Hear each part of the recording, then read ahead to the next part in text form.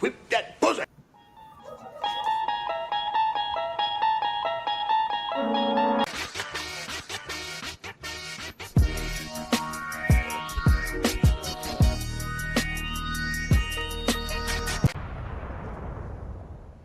Now,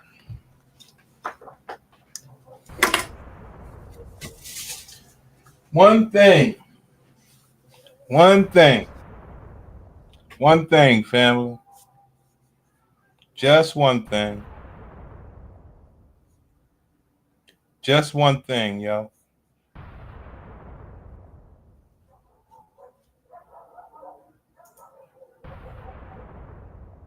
The one thing I want to know.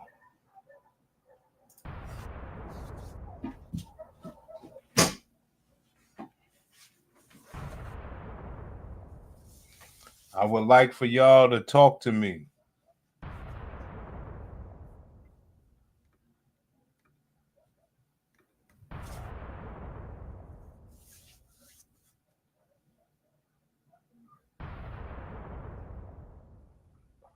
Black people. It's the black people. Tax-paying blacks.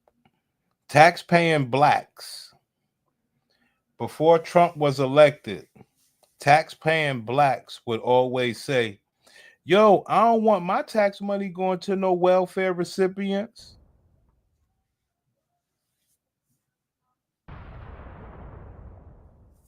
Okay?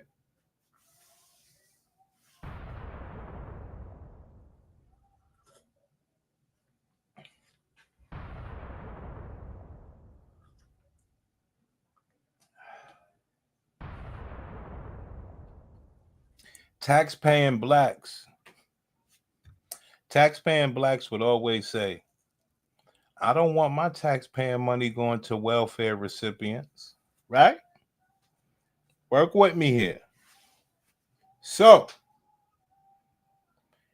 it was one question that I would always ask those taxpayers. Where do you want your tax money to go? Because you got to get taxed. And a lot of times they would say, I want my taxes to go back into my pocket. And then you can carry on the conversation and say, well, do you think most of your tax money will go back into your pocket? And a lot of blacks that pay taxes say, no, I don't think all of my taxes are going to go back in my pocket. I just don't want welfare people getting the taxes. So the welfare people that is not getting your tax money, where do you want your tax money to go? And do you know where it's going? And do you approve of where your tax money is going? So it's just another story, man. It's just another story of black people thinking that they're white.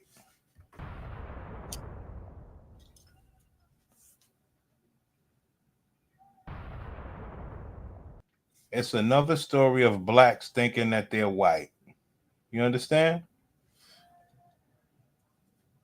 You don't want your tax money going to welfare, but you don't know where your tax money is going. So, if somebody presented the idea of where your tax money was going, would you agree with it? Would you wish you had a say so in it? Or would you disagree?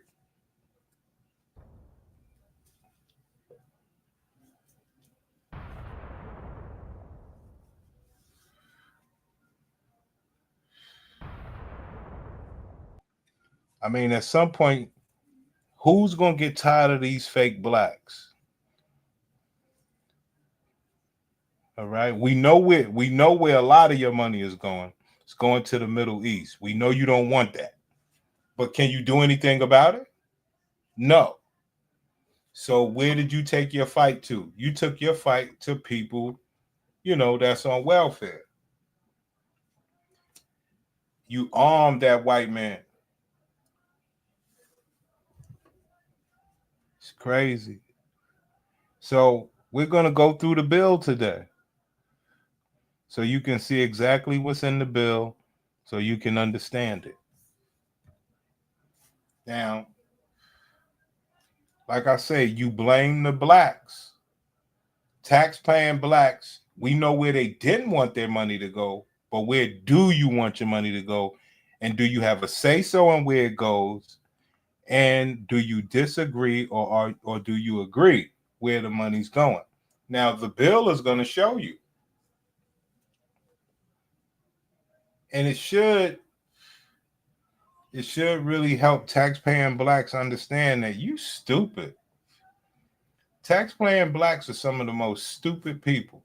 This section of the bill focuses on changes to federal nutrition programs, especially SNAP, the Supplemental Nutrition Assistance Program. It's under Title I, Subtitle A, and it covers everything from how food benefits are calculated to new work requirements and who qualifies. If you or someone in your family uses food assistance, this part is especially important. These changes affect how benefits are measured, who gets them, and how states are expected to manage the program moving forward. So the government's official food benchmark, called the Thrifty Food Plan, is basically how they calculate how much support a family gets through SNAP. Under this bill, they're freezing the structure of that plan. No more frequent updates based on modern nutrition science or changing eating habits unless certain conditions are met. The only thing that's going to change each year is the cost, adjusted for inflation using the Consumer Price Index. What that means in practice is if healthy foods get more expensive or people's dietary needs shift, the benefit levels won't keep up. The plan stays locked unless the USDA decides to do a full reevaluation, and they can't even consider that before 2027. And even then, they're not allowed to increase the overall cost of the plan. It has to stay budget neutral. So even if food prices rise, the value can't increase beyond what's already been allocated. Also, no matter how big your family is, SNAP benefits cap out at 200% of the base 4-person household allotment. So families with more than 8 people can't get proportional increases after that point. Then there's the update to work requirements. Well,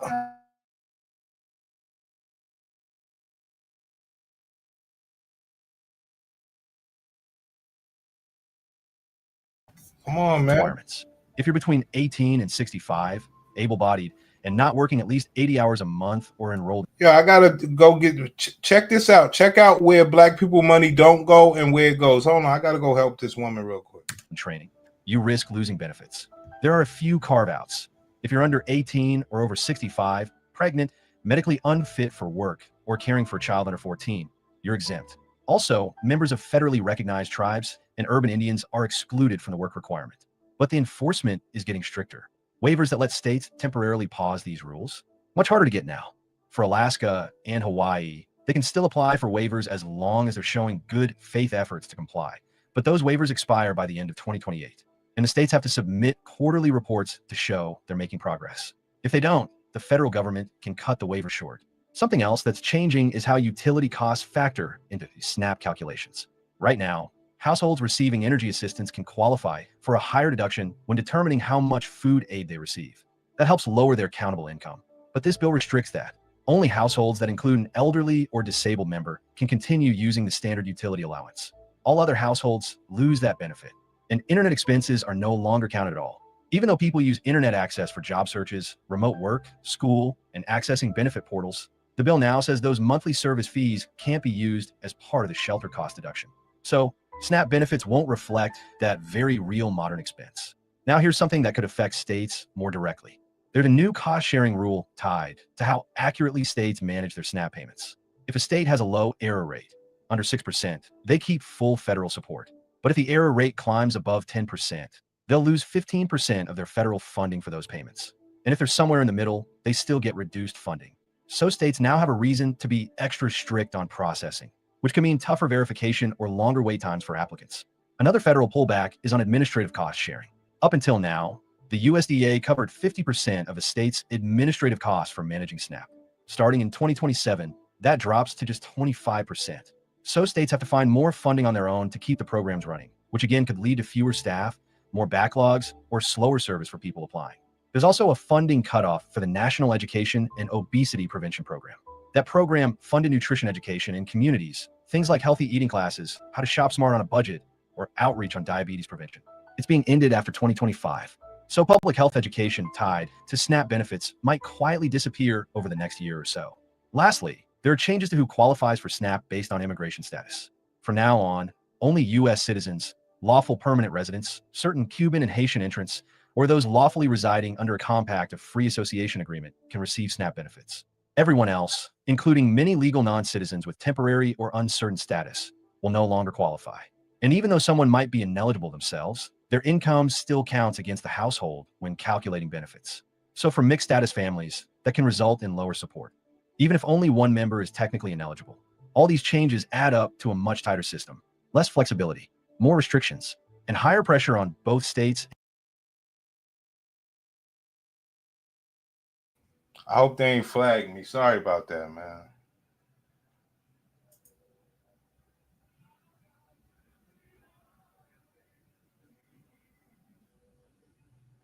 I don't want no damn strikes. All right. Okay. So, the story is this. Okay? You don't know where your tax money is going. Let's just pay attention to it. What you do know is where it's not going. And that's what makes tax-paying black people happy. Okay? So, I don't know, man. It's weird, man. Because I'm not sure, man. I'm not sure. Like, there's many people that's going to pass on because of this bill. I don't know if this is helpful for Trump. Well, the Republicans. And individuals to meet the rules or risk losing access. This section of the bill covers Medicaid reforms under Title VII, Subtitle B, Chapter 1. It's focused on how states determine eligibility, how they handle enrollment, and how they manage costs. There's a clear shift here toward reducing federal spending by cracking down on what lawmakers are calling waste, duplication, and fraud. But what that actually means is a much more rigorous process for people applying for or staying on Medicaid. If you've ever had to recertify your benefits or help a family member navigate Medicaid forms, this part might feel especially familiar and maybe a little frustrating. So here's where it starts. The bill freezes two major Medicaid rules that would have expanded access to people in low-income or elderly groups. One was meant to improve enrollment in Medicare savings programs. The other focused on making it easier to qualify for Medicaid, CHIP, and the Basic Health Program. Both are now on hold under this new law, blocked by a moratorium. And that's just the start. States are now required to reduce duplicate enrollment between. So, it's many other countries that have free health care. But, you know, tax-paying blacks didn't want people to have free health care. Okay? Y'all want to talk about population control? Y'all going to see, man, because you got to realize it's like this. I don't know where you guys live, but if you ever go through any of these quote unquote vulnerable communities, you'll see people are sickly, bro. You know, people are sickly. People got like bad hips. People got a lot of problems. You hear me? So it's just unfortunate that blacks want that for other people and trying to call it their tax money. Right, but if it's not going there, where is it going? Can you stop it from going where it's going? No. Medicaid and CHIP. In theory, that sounds efficient. But in practice, it could mean more red tape for families who have children covered under CHIP and adults on Medicaid. If systems don't talk to each other well, which many don't, families could lose coverage for reasons that have nothing to do with income or need. They're also targeting people who have passed away but are still marked as enrolled in the system. States now have to regularly check for and remove deceased individuals from Medicaid rolls. Same goes for deceased providers. Doctors or clinics, they're still showing up as billable even after they're gone. You know what these tax-paying blacks are like? These tax-paying blacks are like people that work at like McDonald's, right? Tax-paying blacks are people that work at McDonald's trying to like not give you an extra ketchup pack. You say, yo, give me two more. And they like, nah, I can only give you one ketchup pack. So blacks that pay taxes, they act like they have a say-so in where the tax money is going. No, you only have a say-so on where it's not going when it comes to other people. You one of those people that won't give up extra ketchup packets at the store. You understand? I mean, it's unfortunate. And the reason why is because they don't know where their money is going. And if they did know, they don't have a choice of whether they approve or disagree. Okay? So when you look at it, because this is the whole bill, this is the whole bill. So states are losing funding for Medicaid, but ICE, so the tax-paying blacks, they want ICE to be boosted up. You see? So people that's in their family that need Medicaid and going to die, they rather ICE get the money. They rather, shit like that, which is fine. I'm just saying they don't have a choice whether ICE gets the money. They only have a say so that the blacks and their family lose their Medicaid. You understand? I hope you can understand what I'm saying with this. Tax-paying blacks, they don't know where the tax money's going. That shit going to ICE. That shit going to the Middle East. That's how dumb tax-paying blacks are. Well, program. Again, this is being presented as a cost-saving measure, but requires new systems, new software, and more oversight, which many states are already struggling to keep up with. And then we get to payment reductions. If states are making excess payments, meaning they're paying more than they should be for certain services or beneficiaries, the federal government is going to reduce the money it sends them. It's a way of saying, clean up your books or we'll send you less. Another big change is how often eligibility redeterminations happen. Basically, states now have to recheck whether... Oh, y'all need to see that other one. They were saying, from 18, look. This bill restricts that allowance. All people use internet they receive. 18 to 65. 18 to 65 must work or train 80 hours a month because of these blacks. Now, how is that a qualification? You know what I'm saying? Like blacks got like damn wheelchairs. Like you go through the hood, they fucked up. They are fucked up in the hood, man. They need that Medicaid, Like, how do you determine out of this 18 to 65-year-old person how fucked up that person is? Especially realizing how hard it is look, I know people in wheelchairs and they cannot get disability, So it's tough. That helps lower their countable income. But this bill restricts that. Only housing and services. There's also a new requirement that Medicaid demonstration projects, these are state-level experiments with new care models, must now be budget neutral. That's not totally new, but the language here gives federal authorities more power to enforce it. So states won't be able to pilot new ideas unless they can prove up front that it won't cost more. And finally, this section introduces community engagement requirements, also known as work requirements, for certain Medicaid recipients. You got to work because you're on Medicaid. That's crazy. Other countries that's smaller than you get free health care. These people are in I don't know if you guys are from, black neighborhoods or whatever. And you can just see the people, man. They need fucking medical help. You understand? They need medical help. Now, if you thought that was something, right? Check this part out. When they start talking about the that's fucking blacks. Adults without dependents or disabilities, it's a big shift. The idea is that people should contribute if they can. But critics argue it often punishes those with unstable job situations or limited transportation options. They're also tightening cost-sharing rules. That means more people could be required to pay small amounts, co-pays, or premiums to stay enrolled in Medicaid. It's not a huge dollar amount per person, but for people living paycheck to paycheck, it could be just enough to push them off the program. So overall, this section is all about stricter oversight, tighter eligibility, and more pressure on states to cut costs. Supporters say... So, like I said, blacks that pay taxes, they got people, they didn't want to pay taxes to, people who was on welfare or Medicaid or whatever. We got that established. So now, what do you want to pay taxes on? Do you know what they are? Do you agree or disagree? You don't even have a clue. This was the only fight that you had. And people I'm gonna tell you, people going past, people are messed up in the hood. But being that, I'm gonna show y'all something. This is the bill right here. Trump's bill.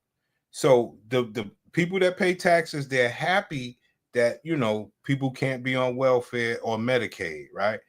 So they're happy that their money's not going there, but they don't know where their money is going. So let's go to one of these things where the money is going. This section is part of Title 7, Chapter 2, and Chapter 4. It expands on some of the tax changes we talked about earlier, but with a specific focus on families, children, and savings. A lot of these policies are framed as ways to help working parents, caregivers, and future generations build a better financial foundation. And at the center of it all is something new, the Trump account. You'll hear a lot about this in the coming months, so it's worth understanding what it actually is, how it works, and what kind of impact it could really have. So the Trump account, officially called a contribution pilot program, Before is we a new even get into that, so these monkeys that pay taxes for the white man, right, and don't want the blacks to get free Medicaid, right? Okay, their taxes is going to something called the Trump account. Okay, up to $1,000 per child born 25 to 29, invested in a savings account meant to grow over time. Okay, but 1,000 alone won't create life-changing wealth.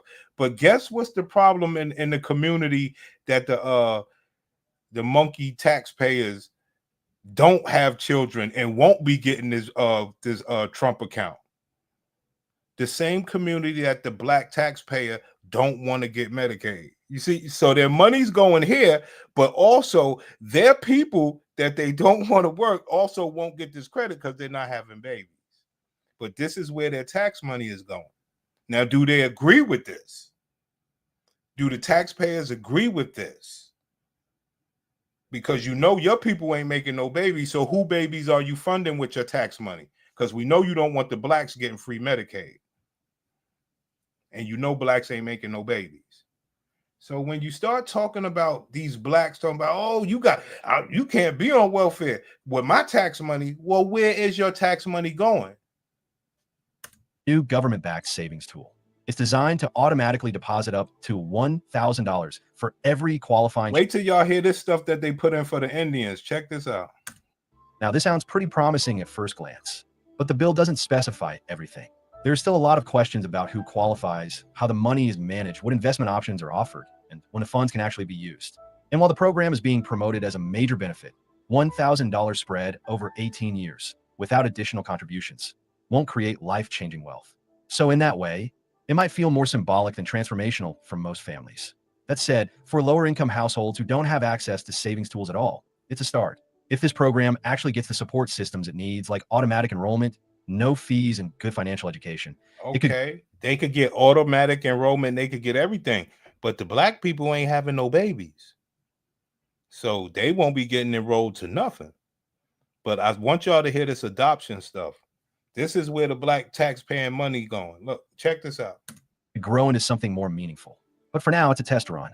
Right alongside the Trump account is a group of tax credits aimed at helping families right now, not just years down the line. Who's not helping? Who's not creating families that's going to get help? The same black taxpayers. They ain't creating no families that they're going to get the benefit to this. This is where their tax money's going, though. First up is the Child Independent Care Tax Credit. This is meant to help parents offset the cost of childcare, which, as we all know, can be outrageous. Under this bill, the credit is expanded. The percentage of expenses you can claim goes up, and more families can qualify for the maximum amount. More families can qualify for the maximum amount. Guess who's not having families? The black taxpayers' family. But the black taxpayers paying taxes on this. But they so concerned about Medicaid. Stupid. That's especially helpful for two-parent households where both parents work full-time. There's also an expansion of the Dependent Care Assistance Program. That's the benefit some employers offer where you can set aside pre-tax dollars for childcare. This bill raises the limit on how much you can put into that account, meaning you can shelter more of your income from taxes if you use it for daycare or after-school care. And then there's the adoption credit, which gets a boost too. Here we go. The adoption credit, which gets a big boost. Do black taxpayers know that the adoption credit gets a boost? Now let's listen to it. Let's listen to this adoption thing. Taxes if you use it for daycare or after-school care. And then there's the adoption credit, which gets a boost too. If you're adopting a child, especially one with special needs. If you're adopting a child, especially one with special needs, okay, pay attention. If you're adopting a child, especially one with special needs, so they're incentivizing you to take a slow baby. Let's just have real talk. And then there's the adoption credit, which gets a boost too. If you're adopting a child, especially one with special needs. The new rules make it easier to claim the full credit, and they broaden the definition of who qualifies. In fact, here we go. Here we go right here. Now, you get the credit if you adopt a child with special needs, which we know black people ain't. Well, once they hear about it, they just might. But they're incentivizing you to bring slow babies along. But check this out. Check out who determines who has special needs. Rules make it easier to claim the full credit, and they broaden the definition of who qualifies. In fact, tribal governments are now recognized as having authority to determine whether a child has special needs. Tribal governments can just make a baby and say, yo, that baby is slow, give us some extra money. That's where the black taxpayer money is going. Tribal governments could say, yo, we just had a bunch of babies, they all slow, give us some more money. Rules make it easier to claim the full credit, and they broaden the definition of who qualifies. In fact, tribal governments are now recognized as having authority to determine whether a child has special needs. How the fuck is that possible? How is that possible? That the tribal people can say, yo, my baby's slow, I want more money, but nobody else can. But this is where the black taxpayer, whatever. That's a meaningful update for Native families who often face unique adoption challenges. Native families who face unique adoption challenges. What the fuck does that mean? What does that mean as a taxpayer? What does that mean as a taxpayer, man? Whatever. Tribal governments are now recognized as having authority to determine whether a child has special needs. That's a meaningful update for Native families who often face unique adoption challenges. For people with disabilities, the bill enhances tax treatment of ABLE accounts, which are savings accounts that don't count against benefit eligibility. There's an increased contribution limit for these accounts. My goodness, do y'all hear that? They boost the accounts for the Native Americans. And you can now roll over money from certain retirement or college savings plans into them. That's a helpful option for families who started saving for one purpose and then found their needs changed. What's more, the employer-provided child care tax credit is also expanded. This means if your job helps pay for your child's care, either through on-site programs or by subsidizing outside providers, your employer could get a bigger credit for offering that support. And ideally, that could encourage more companies to provide family-friendly benefits. And if you're a student or helping someone pay off student loans, the bill includes a small... Now, let's go to the other part where these tax-paying monkeys are paying. Energy and climate rollbacks. You see this shit? And even the deduction for energy into two parts. First, it pulls the plug on a wide range of clean energy tax credits and subsidies, many of which were put in place to reduce emissions and support green innovation. Then, it shifts funding and tax incentives toward traditional energy. Now, after that, you have student loans. This is where your tax money's going. You ain't getting shit out of this. This section is from Title 8, subtitles B through F, and it's all about education. They're incentivizing you to be, basically, they're giving you a raise on your money and saying, yo, screw everything else. Just let us work this store. Okay, you just play your role. Especially how college is paid for and how student loans are handled. Now, this part doesn't wipe out debt or offer forgiveness the way some people hope for, but it does reshape the rules around borrowing, repayment, and how the government funds higher education moving forward. One of the biggest changes here is a new cap on how much students can borrow for graduate programs. Right now, if you're pursuing a master's, a PhD, or a professional degree like law or medicine, you can usually take out federal loans up to the full cost of attendance. But under this bill, that amount would now be capped at $50,000 total. You hear that? So the taxpaying middle or lower middle class person, they got a smart child, right? And they going to graduate school. Normally, they would get money for the full ride for being one of the brighter children. But now they got you paying taxes that no, they don't get to do that. Okay? I don't know, man. I don't know about this. Because my whole thing is, well, I guess he made you happy of where your tax money is not going. But where is it going? Now, I mean, I rock with Trump, but this ain't about Trump. This is about the tax-paying people. I mean, the white man gonna do what he gonna do. The problem is, why would blacks think he gonna help them? And why would you assist them? Stupid.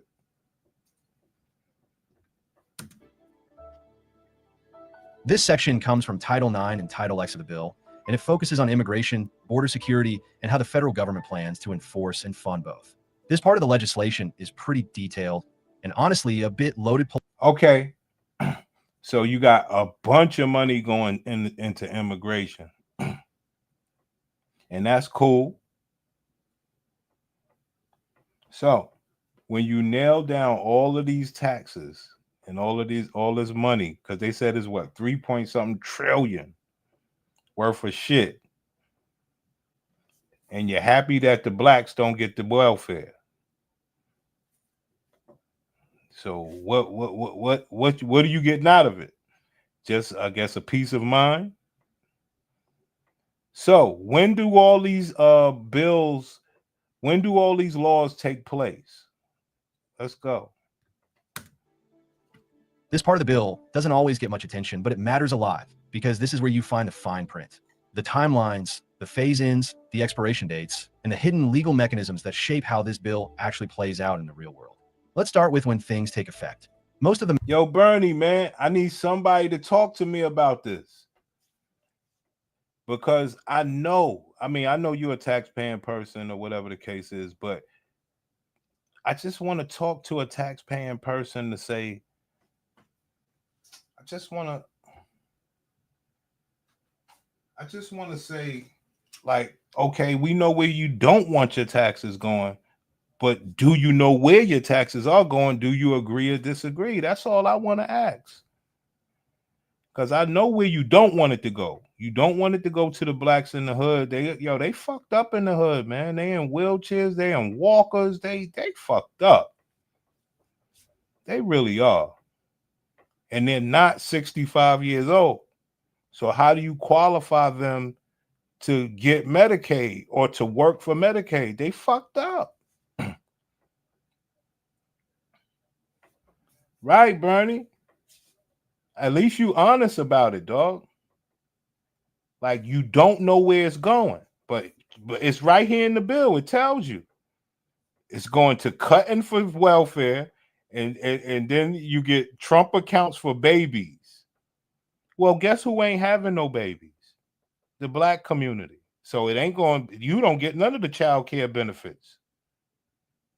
You don't get none of the adoption benefits. You get nothing. But this is where your tax money's going, 3.7 trillion. Then you got the green energy and the fossil fuels. So you got your money going there as a tax person. Then you got student loans. They don't pay for you. If you got a smart child, they don't pay for the full graduate school. That's where your tax money's going. Now, like I say, I understand. Then you got immigration. They're gonna finish putting up the wall. So I guess we're all happy with that. And then they said they're gonna hire a bunch of new ICE agents. Won't be a bunch of blacks getting those jobs, but it's the tax-paying blacks that want people off Medicaid. What are you getting? Maybe a raise? I don't know, man. But let's see when all of this stuff is gonna take place. The major tax changes, benefit limits, and policy shifts begin on January 1st, 2026. January 1st, 2026. So you won't see everything change overnight, but the clock is already ticking.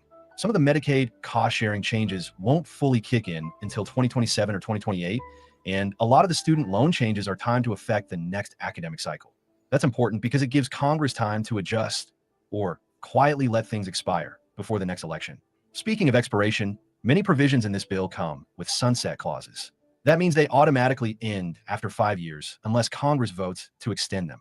Things like the senior tax bonus, the Trump account deposits, and even some of the healthcare changes are temporary on paper.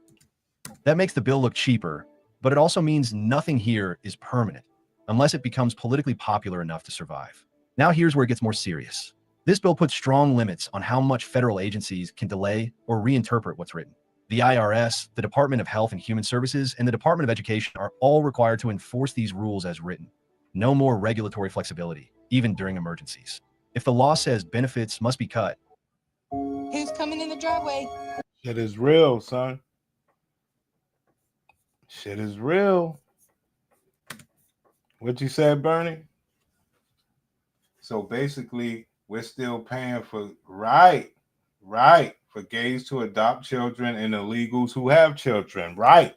Just through adoption. See that?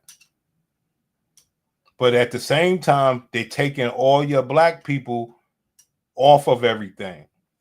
And that's because, you know, Anton and all them, they say, yo, I don't want blacks on welfare. Right? It's crazy, man. It's crazy. Like I said, we supposed to be worried about black people no matter how it goes. It's just that blacks want to be white so bad. This shit is wild. It's so wild. But look at this whole bill goes against everything that's black. You ain't having no babies. Even when you put your children in college, they're gonna cap your money off. There ain't no student loan forgiveness. You adoption, you ain't putting nothing up for adoption, you ain't adopting nothing. Green energy versus the new electric energy, you don't give a fuck about. I mean, come on now. Come on now. Like, we all black people, we know what you blacks don't give a fuck about. You don't care about nothing in this bill except blacks being off of welfare. That shit is wild. That shit is wild. And they're happy about it. But when you look at the bill, I mean, the man basically said, you know, if you look at it, it's for children, families, and taking blacks off of welfare. Blacks ain't having no families. Now, I could tell you what, this bill should incentivize black people to have families, but we know it ain't gonna happen. Because this is based on the family structure. Okay? And they're basically saying, like, if matter of fact, let me play it. Let me play this other thing for you. Because they're basically saying, yo, if you're a woman and you have a baby and you're able-bodied, your ass going to work. And they run in the midterms in 2026. So we're going to talk about that bill. Then after the break, we're going to discuss President Trump's big Supreme Court win. The court has ruled that it's next. So I think the reason I wanted to talk about the big, beautiful bill, not just because I've been on television every morning talking about this damn thing, and nobody has left Capitol Hill for days and they're all exhausted because they've been voting all through the night and talking about it all through the night and being coerced all through the night. But it kind of, I want to set this sort of broader picture of this week. And it seems to me, Anthony, that President Trump has just had like a string of, he's got the big, beautiful bill, which we're going to talk about, Canadian tax. We had to take a snapshot of this week as he wrote, you're pretty shameless and you don't really care about the future health of your party. You can get a heck of a lot done. And that's what it feels like this week. I don't think Donald Trump has been in a more powerful success. Yes, having a good week, but he's gone against a lot of things that he said he was going to do for you, Mr. and Mrs. MAGA. He said no more forever wars. He's dropping bunker buster bombs. He said we're going to get the deficit under control. He's now extended the deficit, $3.3 trillion of more deficit spending over the next decade. MAGA doesn't care about the deficit. Well, we know that, right? So that's a very important thing to tell people on this podcast. Not only does MAGA not care about the deficit, Trump will tell you privately that his base is socially conservative and fiscally liberal. But I'm just telling you what he campaigned on. He's doing things very, very differently than he campaigned on. So what is your reaction? Yo, Bernie, if you still there, that was a great comment, man. I'm still thinking about that comment. So we're basically still paying for gays to adopt children and illegals who have children. I mean, you couldn't have said it any better, because the illegals who have children, they're putting up for adoption. And you know who's adopting the children. You know what I'm saying? And they're giving you extra money if you adopt a slow child, a messed up child. Now, do black taxpayers know that that's where their money's going? Are they happy with that? I can see a future where blacks are in a war with immigrants for scraps. I mean, I think it might be worse than that.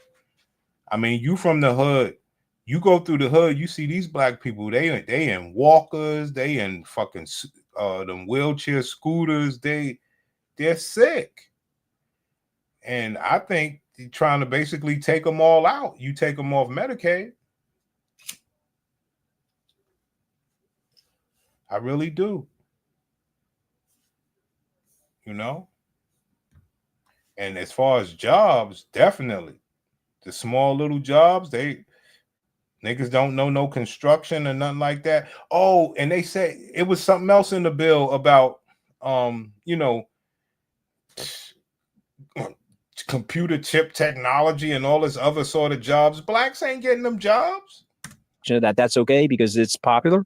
So the Iran strike so far, I think he's got away with it. We don't have American people not on cable news. That could well happen. MAGA has more or less decided. I'm hearing crickets from those MAGA people who didn't like the strikes. You're not hearing that as a win, both tax win. That actually Republican working class voters don't give a shit about the deficit, and they do really like social welfare programs, and they don't want them to be cut. So I would say actually the risk for Donald Trump in what's happening right now on Capitol Hill is not the deficit exploding, although that could lead to interest rate increases, which could lead to more inflation, which people don't like. It's the cuts to Medicaid. And because we've had this shift in the demographics of who votes for what party, rural Republican voters actually like Medicaid. A half of American children are on Medicaid, and many of those families may well be Republican. I think that's the bigger political risk for him, rather than the deficit.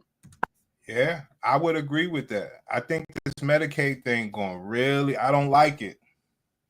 I don't like it. I mean, we could send money to the Middle East, but and they get free health care and we can't get free health. Nah, I don't like that. I don't like that at all. And this is after you let all the so you blaming the immigrants on why we can't get free health care. Nah, that's fucked up. I went to the fair yesterday and you couldn't find nowhere to sit because all the fat people had the seats. You supposed to go to the fair to walk around. I agree. But what color was they? White, black, or Chinese? Right. It was mostly black and whites. All the Latinos was walking or working. Facts. I believe that they are using that against us, man. The obesity, you know, and like I said, that's what America's supposed to. I mean, that's what they made. They make people obese. They feed. One thing you get over here is food. You know, it's just crazy, man. Because, like I said, I don't knock the tax-paying blacks, but do you know where your money is going? Do you approve of it? Because this is basically about cutting off the blacks, if you ask me. And we heard Trump say, I could do for blacks, but it'll mess the country up. I may be wrong. Comment on the following. We have this woman, Lisa Murkowski. She's an Alaskan senator. She votes for it, and then she says, please, in the House, don't vote for it. So somebody please explain that to me. Profiling courage. What do we think? Yeah, profiles and courage, exactly. And then we have Ron Johnson, who basically says, under no circumstances is he going to vote for it. I'm a deficit hawk. Under no circumstances am I voting for it. Blink, blink, he votes for it. So go ahead. Yeah, look, I mean, Donald Trump manages to get to these people and say, I will vote to expand the deficit, which I don't like. I will vote to cut Medicaid healthcare to some poor people, which I don't like. But you know what we could really do within Alaska is more support for whalers. So there's in those 900 pages, there is a provision slipped in with help and assistance for people who are in the whaling industry. How many? All right, your tax money going to people who are in the whaling industry. Black taxpayer. Your tax money going to people who are in the whaling industry and to the Middle East. But all you concerned about, that's how they got us programmed. I don't knock anybody. We just got to expose it. Like, come on, man. Fuck you think some white dude care about you like that? Well, I pay my taxes. I don't need nobody caring about me. Okay. But what about the rest of the people that's fucked up? You can't be like that, man. But they got us so programmed. And once you get past that, oh, well, I don't got to care about the people that's fucked up. I care about me. Okay, so where's your tax money going? To the whaling industry. With help and assistance for people who are in the whaling industry. How many states in America have whalers, Anthony, I wonder? Okay, but that's Washington. What you Yeah, just this is how she got it. She and what did she say? She said, "I realize this is going to be painful for the other 49 states, but Alaska is my state, and I have to watch out for Alaska." So she sold out millions of Americans to get relief for whalers in Alaska. I mean, I guess good for her, right? That's the way politics works. How many Americans have been taken off Medicaid? How many women are now going to give birth to a baby and then the day after they're not going to have the Medicaid and they're going to have to pay the hospital bill? Oh, but by the way, they can't pay the hospital bill. And so what's then going to happen is the hospital and the insurance companies around the country are going to absorb the expense of that. And so it's going to end up on the consumer of the insurance. It's going to end up on America's businesses. It's going to end up on our insurance premiums. We'll pay more, right? Yes, exactly. But what I'm saying is there's a hidden tax to all of this. So let me say this to our viewers and listeners. Deficit spending, a lot of people in our society, the MAGA people feel, hey, no problem. It's not my money. Borrow the money, blow it out, give it to me. Deficit spending is unfunded tax liability, and it's going to get paid. And if you're not going to tax the people what you're spending, no problem. You're going to inflate and destroy the money. And inflation, Caddy, is the worst form of taxation because it's the most regressive form of taxation. The wealthy don't care about the inflation because they own the assets. And so the $10 house goes to $1,000, no problem. And, this is an interesting thing because I was trying to explain this to people. If you bought my parents' house for I'm telling y'all, man, this is serious. But guess what? And that's how they got the black taxpaying person. Yo, just keep paying, man. Don't worry about it. Just keep your mouth shut. Trump can do for the blacks, right? But too many Roland Martins and D.L. Hewleys, they want tax breaks. It's wild because when you see where the money is going, you like, for Indian people who adopt slow babies, for what? That's crazy, man. But the blacks get cut off. And it's not their fault because the only thing you got to do to beat Trump's bill is to be a family, make some babies, adopt some autistic children. But blacks don't do that type of shit. See? You got the NAACP telling us not to sit with Trump and ask him for help. They didn't invite Trump to speak. Yeah, stupid shit. Almost like, it's weird, man. It's weird what happened to the black people, dog. But they're going to see now when people start dying in their own family. People that's dependent on that Medicaid, yo. That shit is wild. They like 50-something years old. They can't work. Goddamn leg amputated or whatever. I mean, people are messed up in the hood. Yo, I ain't gonna lie. In the hood, you see mad people with those fake legs and all that wild shit. You like, damn, technology got these people surviving with this Medicaid. And people like, nah, let them die off. That's what Trump is saying, but y'all don't hear it. Everybody going to Trump for help except for the blacks. Right.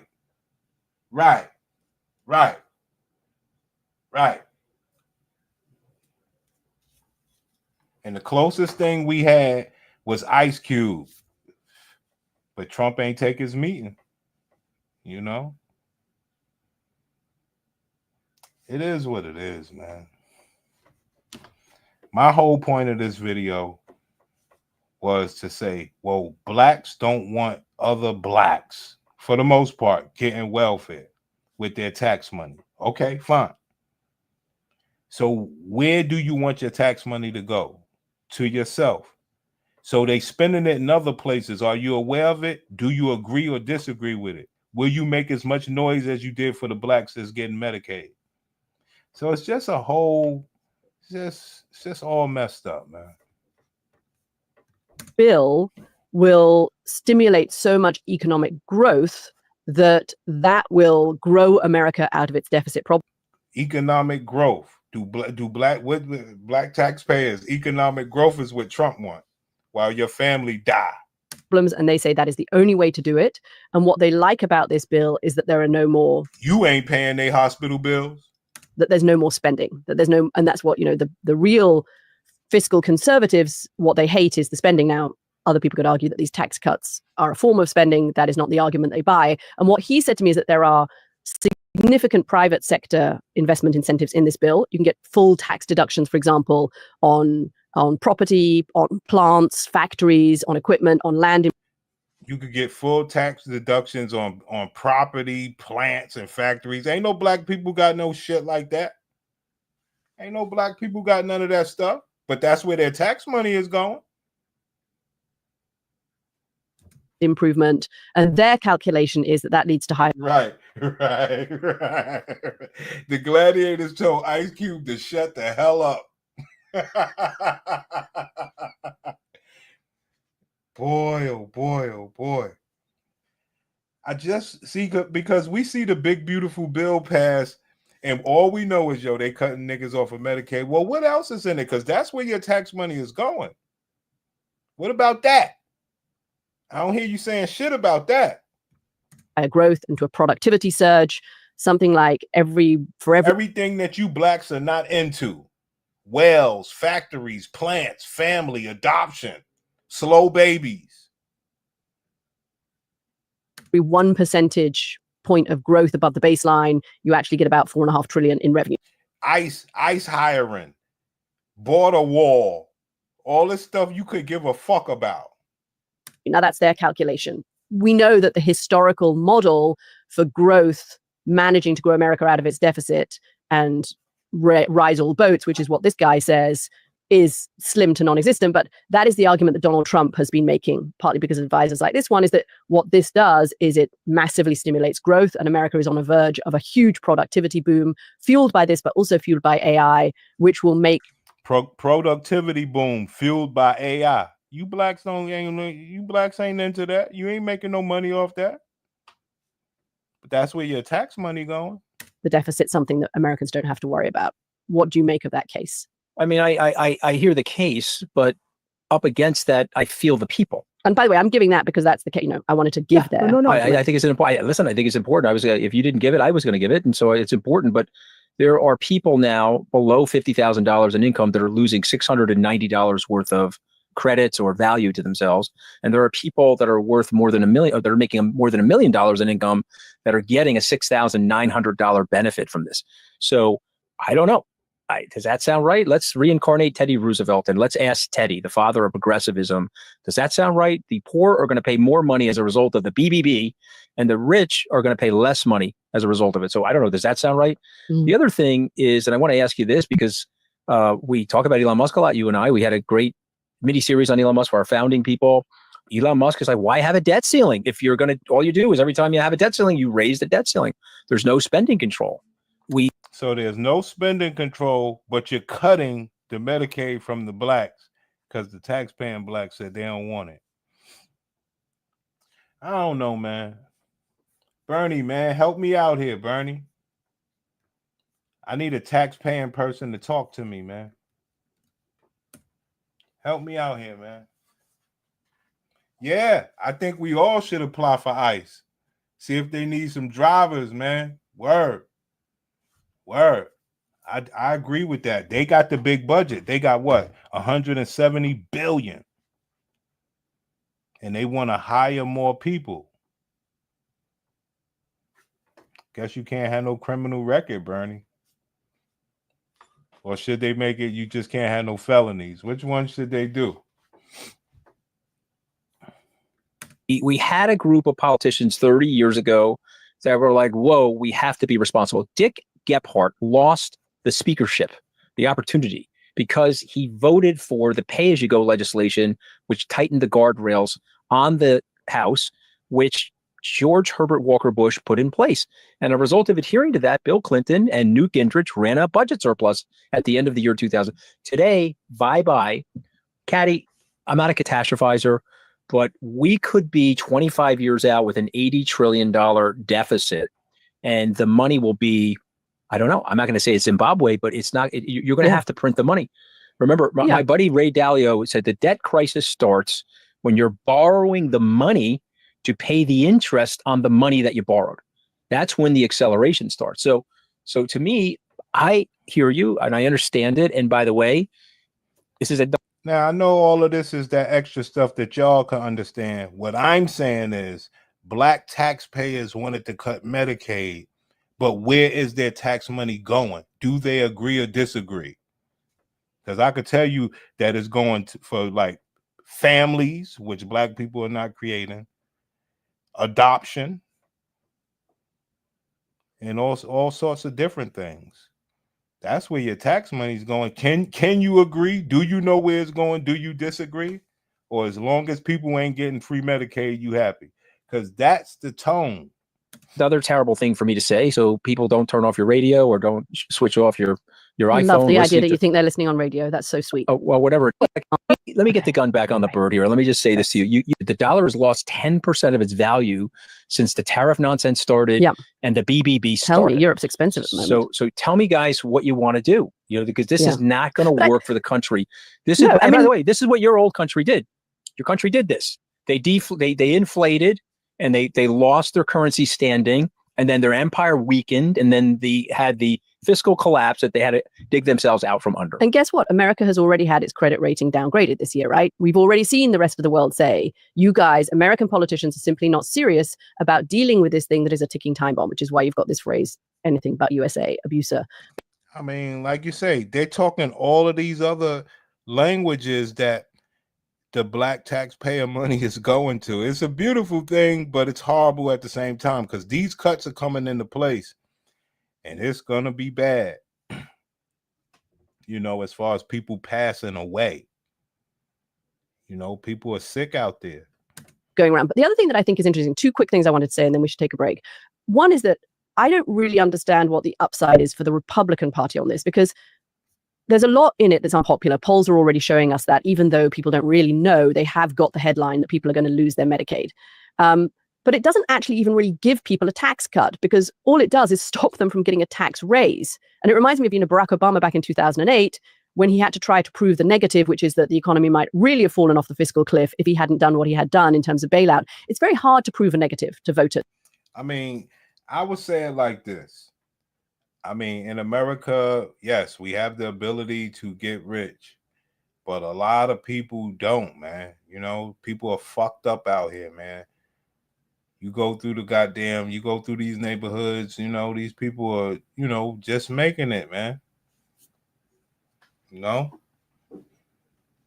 They be out there standing on them damn pantry lines, getting all that extra food, even with their sickly ass, whatever. And it'd be a lot of older women out there getting the food, and then you got the, the Hispanics,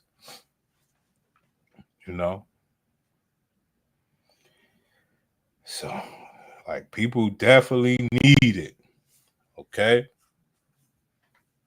That's the only problem, man.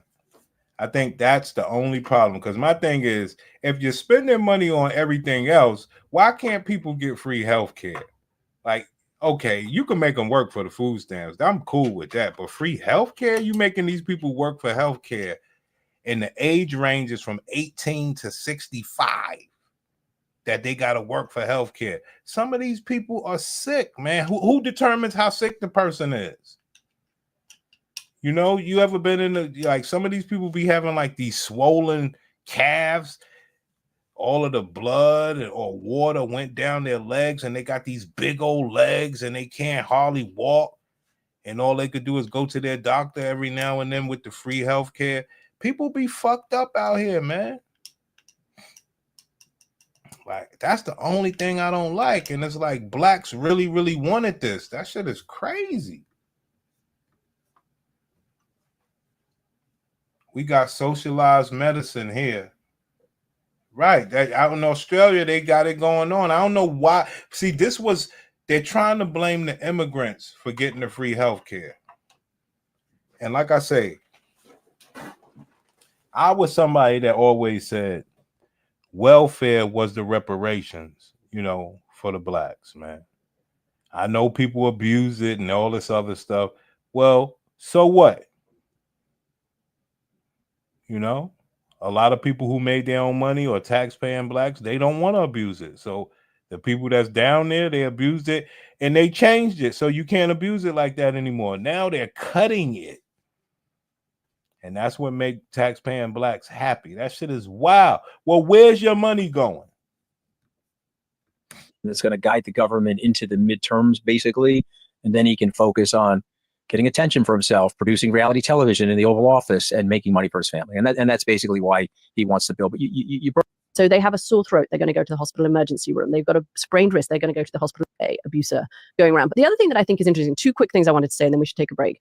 One is that I don't really understand what the upside is for the Republican Party on this, because there's a lot in it that's unpopular. Polls are already showing us that, even though people don't really know. Yo, Bernie, so what you think about what I've been saying so far, man?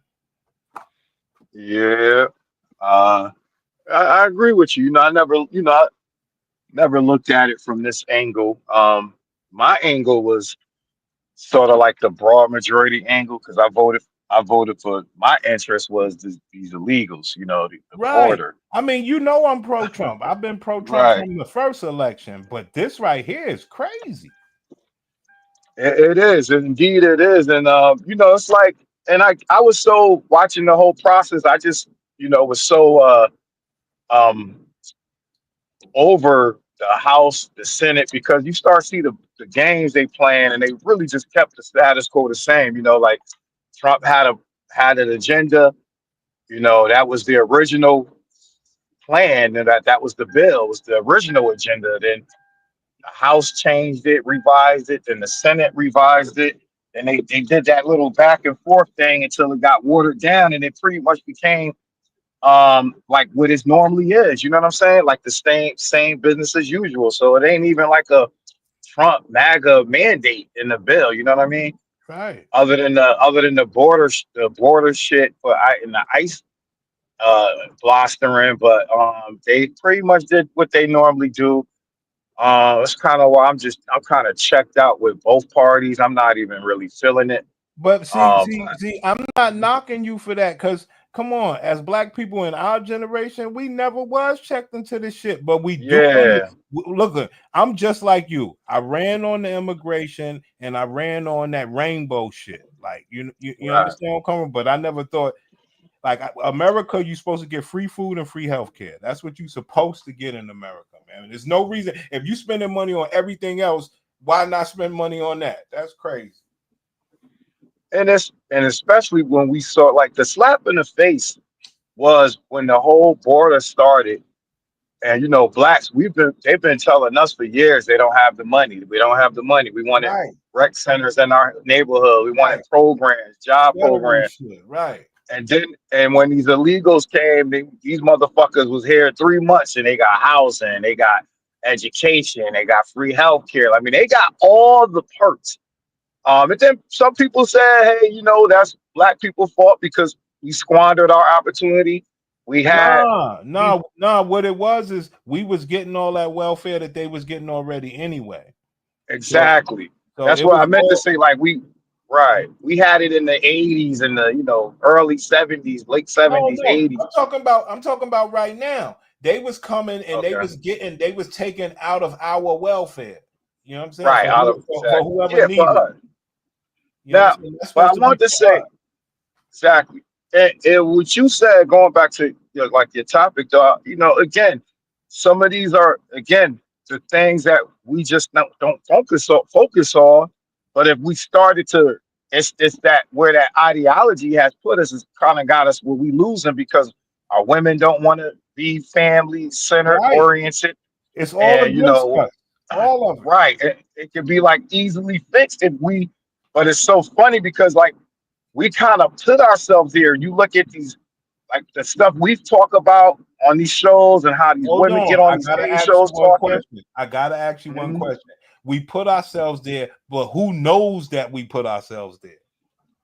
Well, that's what I'm saying. Like, yeah, it's a wild position we got ourselves in. It's like we kind of like checked our own selves out by.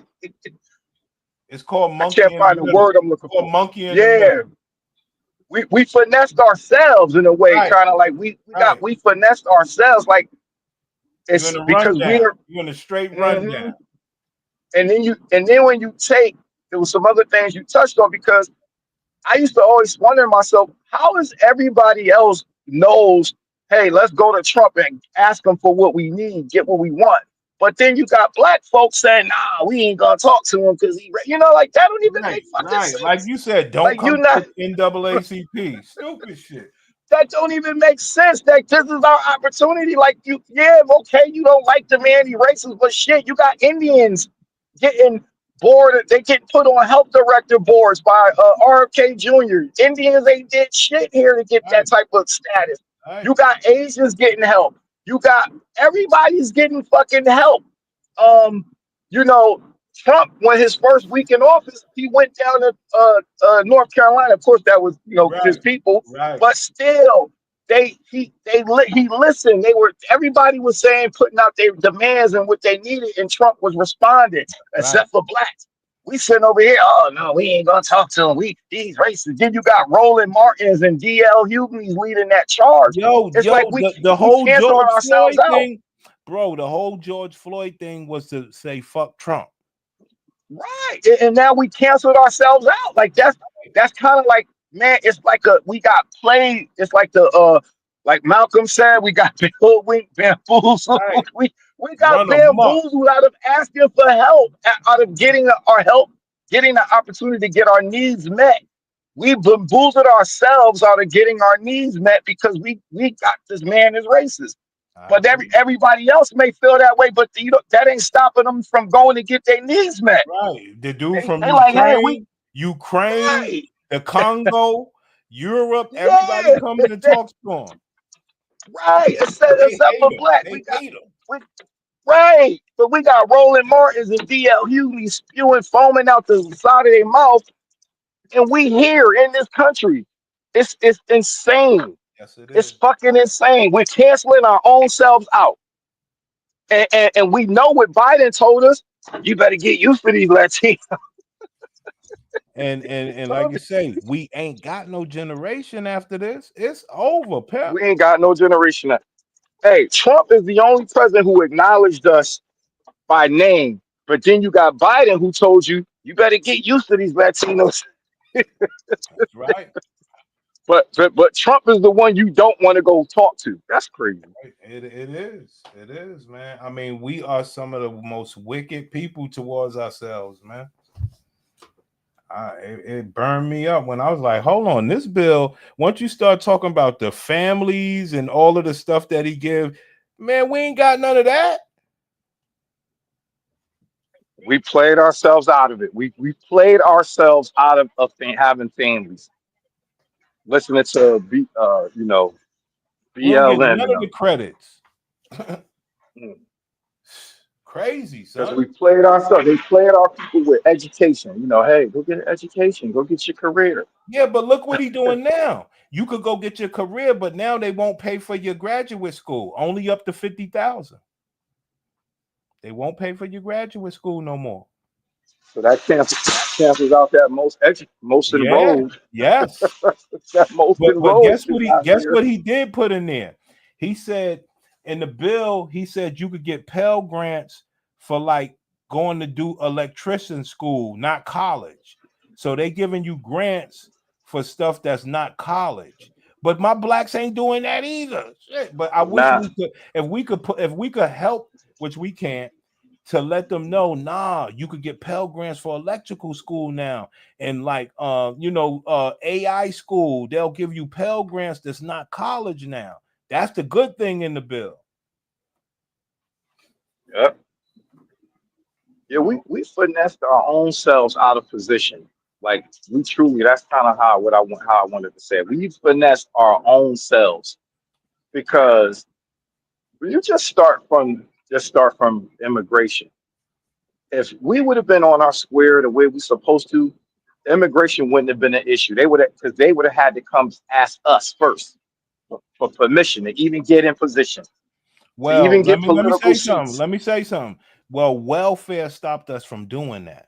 We was good on welfare, so we ain't gonna fight the immigrants for the job. So go ahead. Yeah. And that's what I'm saying. No, exactly. They kind of, and so from there, you got them coming up, getting into political positions, and once they got into political positions, they opening the door for the rest of their people. We still, my building we got like Hispanics in here now. I was telling to my Gladia, Hispanics ever lived in here? Because she grew up in this town, I didn't. She was like, hell no, they got Hispanics in here now. Go ahead. Yeah, and this thing we got the leaders who tell us don't work with the other side, and now that kind of cancels us out politically because if we vote 90 to 80, 100% Democrat, they don't have to offer us nothing because they don't, they got our votes sold up. We got race hustlers screaming, hooting, and hollering, so much to keep us on that Right. plantation. That's right. Well, we don't ever bud. When you got your Jesse Jackson's Rainbow Coalition, and you got your Al Sharptons, and you got all these mouthpieces who they sole purpose is to See, make it's sure we don't deeper than budge. that. No, it's deeper than that. It's deeper than that. Let I'm me sure it's deeper, let me ask definitely. you this. See, the problem is we can't never get like we don't need no damn Al Sharpton. If we were some brothers that had our sisters and our babies that say, nah, we gonna all go do this, then we would do it. But we don't have that sort of power. Yeah, I mean, because like you said, it is deeper. I mean, this goes back. We would have to go back into Martin and not Malcolm and the No, you Panthers. don't. No, you don't. You got to go Nah, to you don't think so? No, hear me out. You got to Okay. go to you, Bernie, because you, Bernie, is just like me, Prince. You can't go make the children that you created vote the way you want them to vote, or to go to city town meetings or anything with the mother the way you wanted to do to make change for the black people, and neither can I. That is true. You got a point. You got a point. And you know how you got a point, and I could bear witness it. Because right now I got two daughters, and they listen to mostly their mother.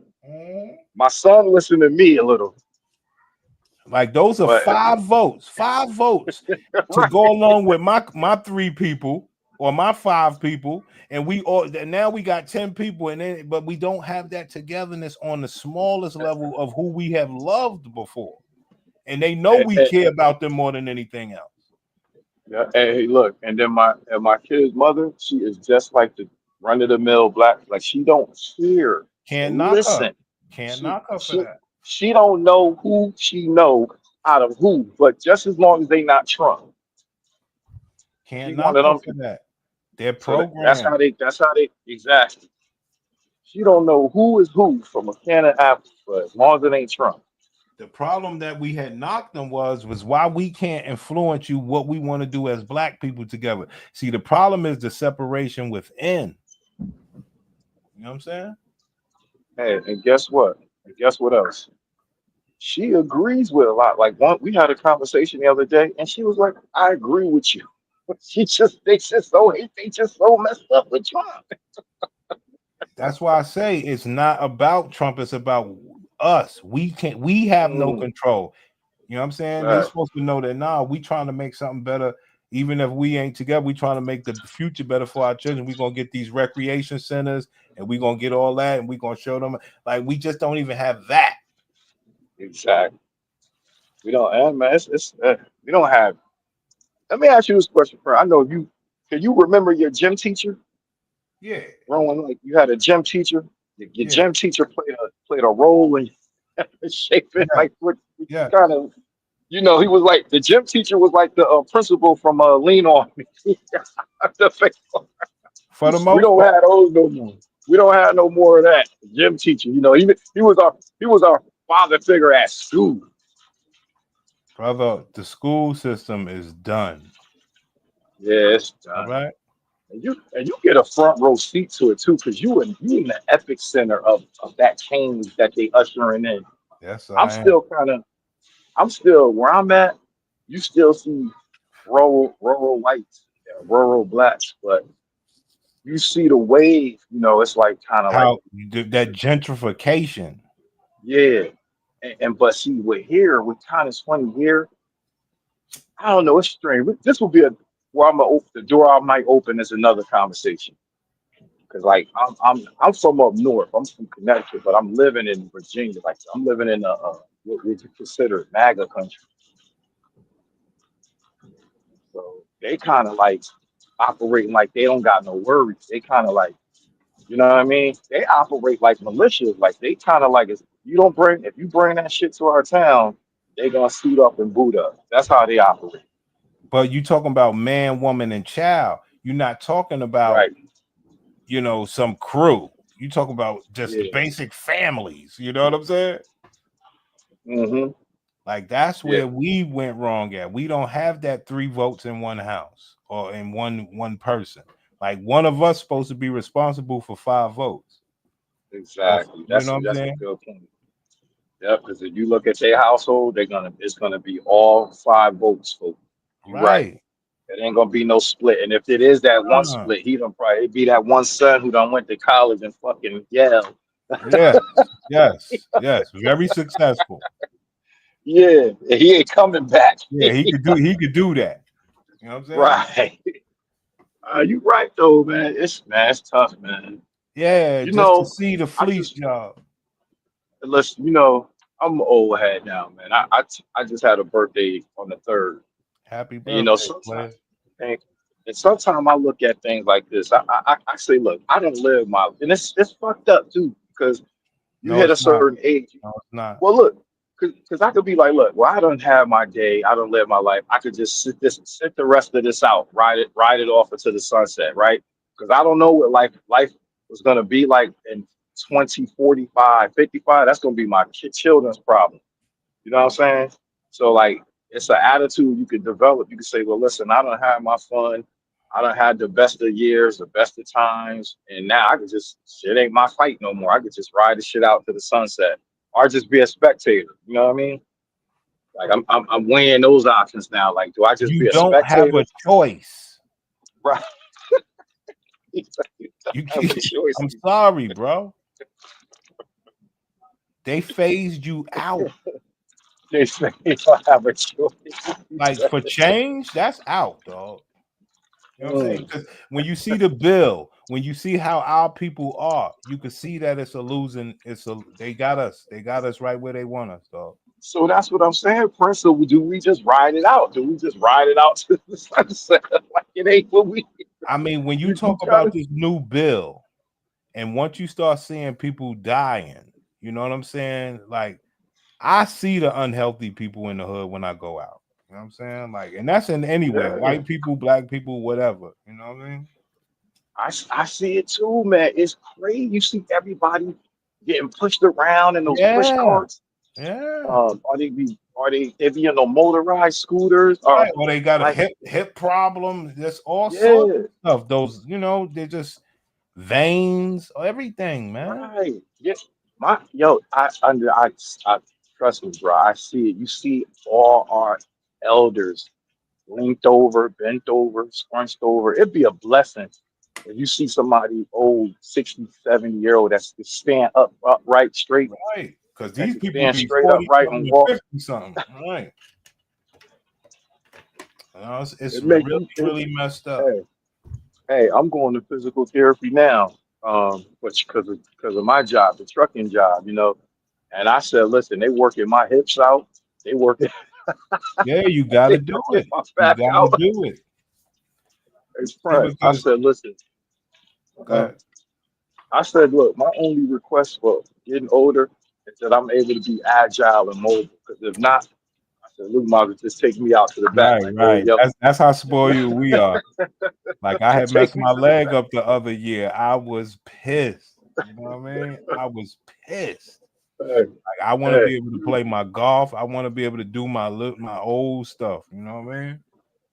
And if I can't, just take me out to the back, nigga. Like, I want my hips and my back to be strong. I want to be able to do sex. I want to be able to do stuff. yeah. For real.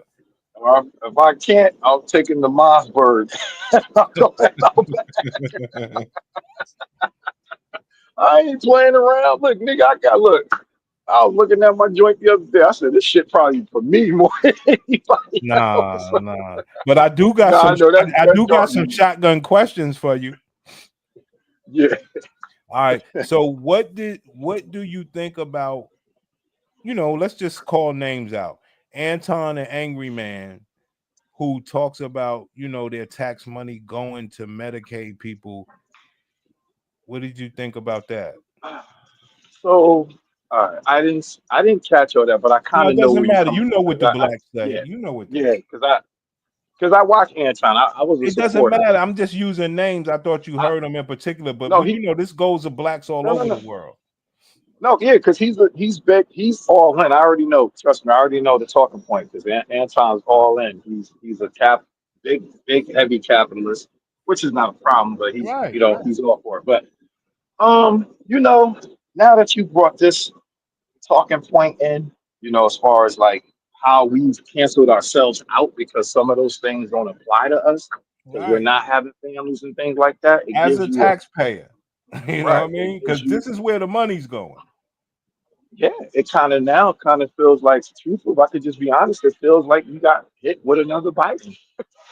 Like we got screwed by Biden and Kamala again. Yeah, but the question is, what did you think, or what do you think about blacks who wanted this?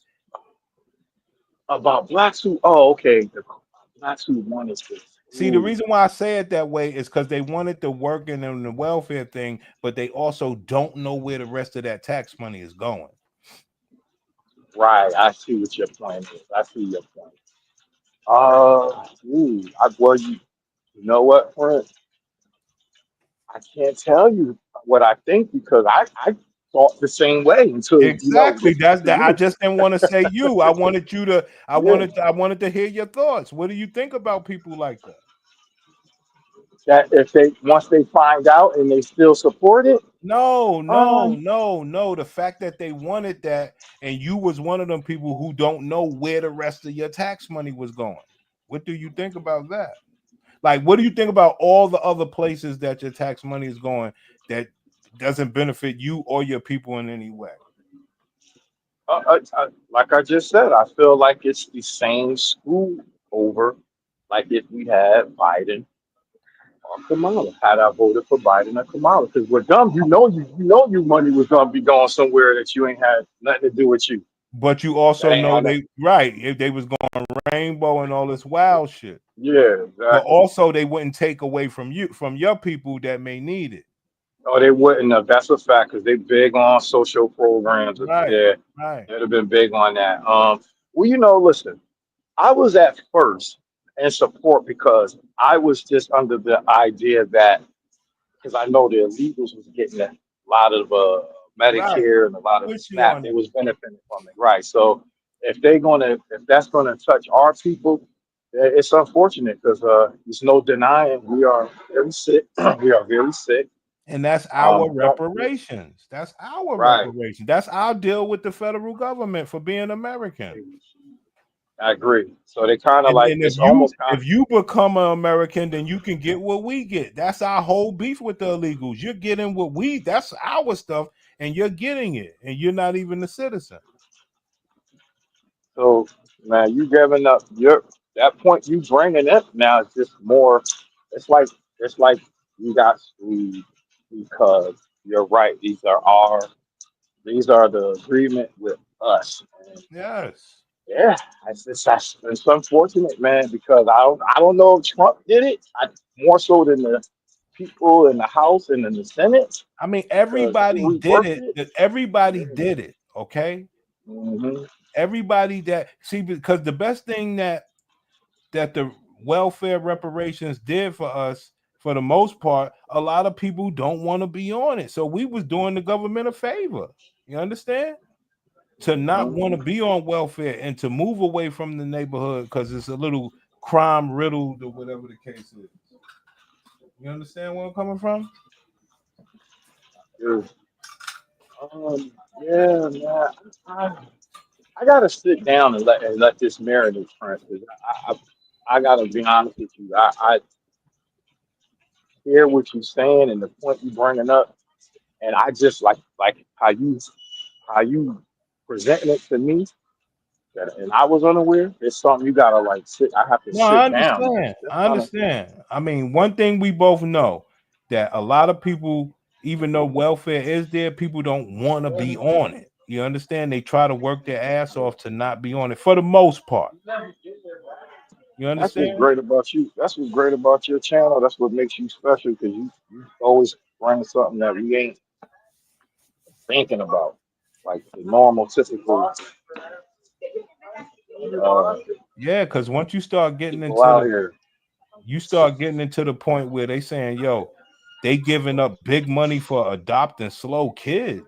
Like, do you want your tax money going there?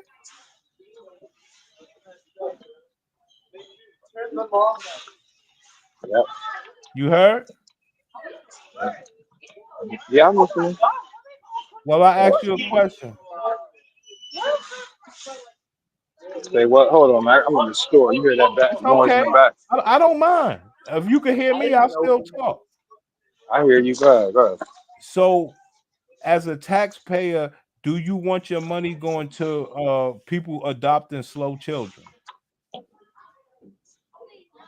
No, not if you're talking white gay liberals. No. No, I don't care who it is. I don't know. What if it's regular families? Oh, I would have to say no because nah. There's so Because I much. would say if you with said that. yeah, I would say, well, what's the difference of giving the black people their Medicaid? Yeah, because I would say no because there's so many workarounds and scams Right. with that. You That's how gotta say no. they've You been gotta say no. Because you like my tax anything. money's going there, but my black people can't get the Medicaid. If I would, my tax money, yeah, I want it to go to my black people who need it. Shit, I can't do nothing with the money anyway. Ain't like I know where the rest of the money going. And if you tell me you're gonna give Indians money for adopting slow babies, then let my people get free Medicaid. Because one thing too, anytime you start talking about adoption, you opening that door for human trafficking. That's all that is. That's all that Right. is. That's all that is. I'm a no on that. Yeah, I didn't like none of this. Hold on. I didn't like. So as a taxpayer, did you know your taxes was going to that in the big beautiful? I did not know. All right. I did not know. All right. See, because I want to talk to the tax-paying people because we know where allegedly, because I'm not saying that you did, because I know if you had a choice of where your taxes was going, you would make sure your people get free Medicaid. You know, for the most part, if you had to have a, real choice over Indians getting this or your people get Medicaid, you would pick your people. You understand? Yeah. Well, I fell for the whole kicking the legals off talking point. That's still there. That's fine. I'm with you there. I don't think Biden and them would have got rid of that, and I'd rather them get rid of that. But my thing is, don't take the black people stuff. As a taxpayer, I'd rather my black people get theirs as well. If you're gonna put money on getting rid of illegals, why stop there? Like, why do we gotta get cut short because you doing something for them? You still giving more money to the illegals than us. Well, let me ask you this question. This is what I have. My question is, who do you trust? Do you trust Democrats to point that out? Like the black leaders that's supposed to be our voices? Do you trust them to mention this? Or do you think they'll gloss over? Are they going to continue talking the way they've been talking? Like, who's going to be our voice to mention this? I think I'm not with none of this white shit, but I think that the Democrats know they got them with this. I think they know that because people going to die. People going to die, though. For sure. So I think they're gonna let it play out and let people start dying. You know what I'm saying? They sacrifice us down here. You know what I'm saying? So I think they're gonna let it play out and they're gonna say, see, we told you, So I think like cutting that Medicaid, I don't care about the food stamps, but that Medicaid, I didn't agree with that at all. Well, kind of my overarching thought on all of this, I think it's a pipe dream period. Like, what we wanted Trump for. I think this is my thoughts. I think that it was just maybe just put a pause on it, kind of temporarily slow it down. But I think eventually the progressives and Democrats are going to win. I think we're going to get. What happened was this. This is what happened. Mm-hmm. All of us regular dudes did not want this rainbow shit. We look. we was basically saying, look, cut Medicaid if you could get rid of this rainbow. I think we really stood on that, you know. I Like, think it we're was the gonna whole get it rainbow anyway. thing. Huh? That's what I'm saying. I think it's just temporary victories because I think we're gonna get it anyway. Because just like what you're saying, like this bill gonna probably put Democrats back in power, I think so. and then all of that shit that we thought that we was our pipe dreams that we was trying to prevent, we gonna get it full blown. We gonna get all bars, because people gonna be passing away. Like we don't want right. that. Like that's the last thing. We gonna. I think like even with this immigration shit, like I see it playing out. They trying to play it out similar to civil rights. And what's gonna happen is they'll be probably 10 years from now, they'll be talking about, hey, remember when they was putting us on buses? They'll be talking like that. They're gonna be talking about, remember they was building prisons? Hey, we'll never let that happen again. Trying to make it like a civil equivalent of a civil right, because I feel as though they're gonna get mass amnesty. They're gonna get mass amnesty. The way Trump did the bill is Congress got to vote for everything. No executive order can change it. It got to go through. Oh, word. So that's in the bill too. So he codified executive orders then. Huh? I didn't know that part. So but you don't think? I think imagine being able to build anything. Go ahead. No. I was just gonna say, okay. So I just really think eventually these illegals are gonna win.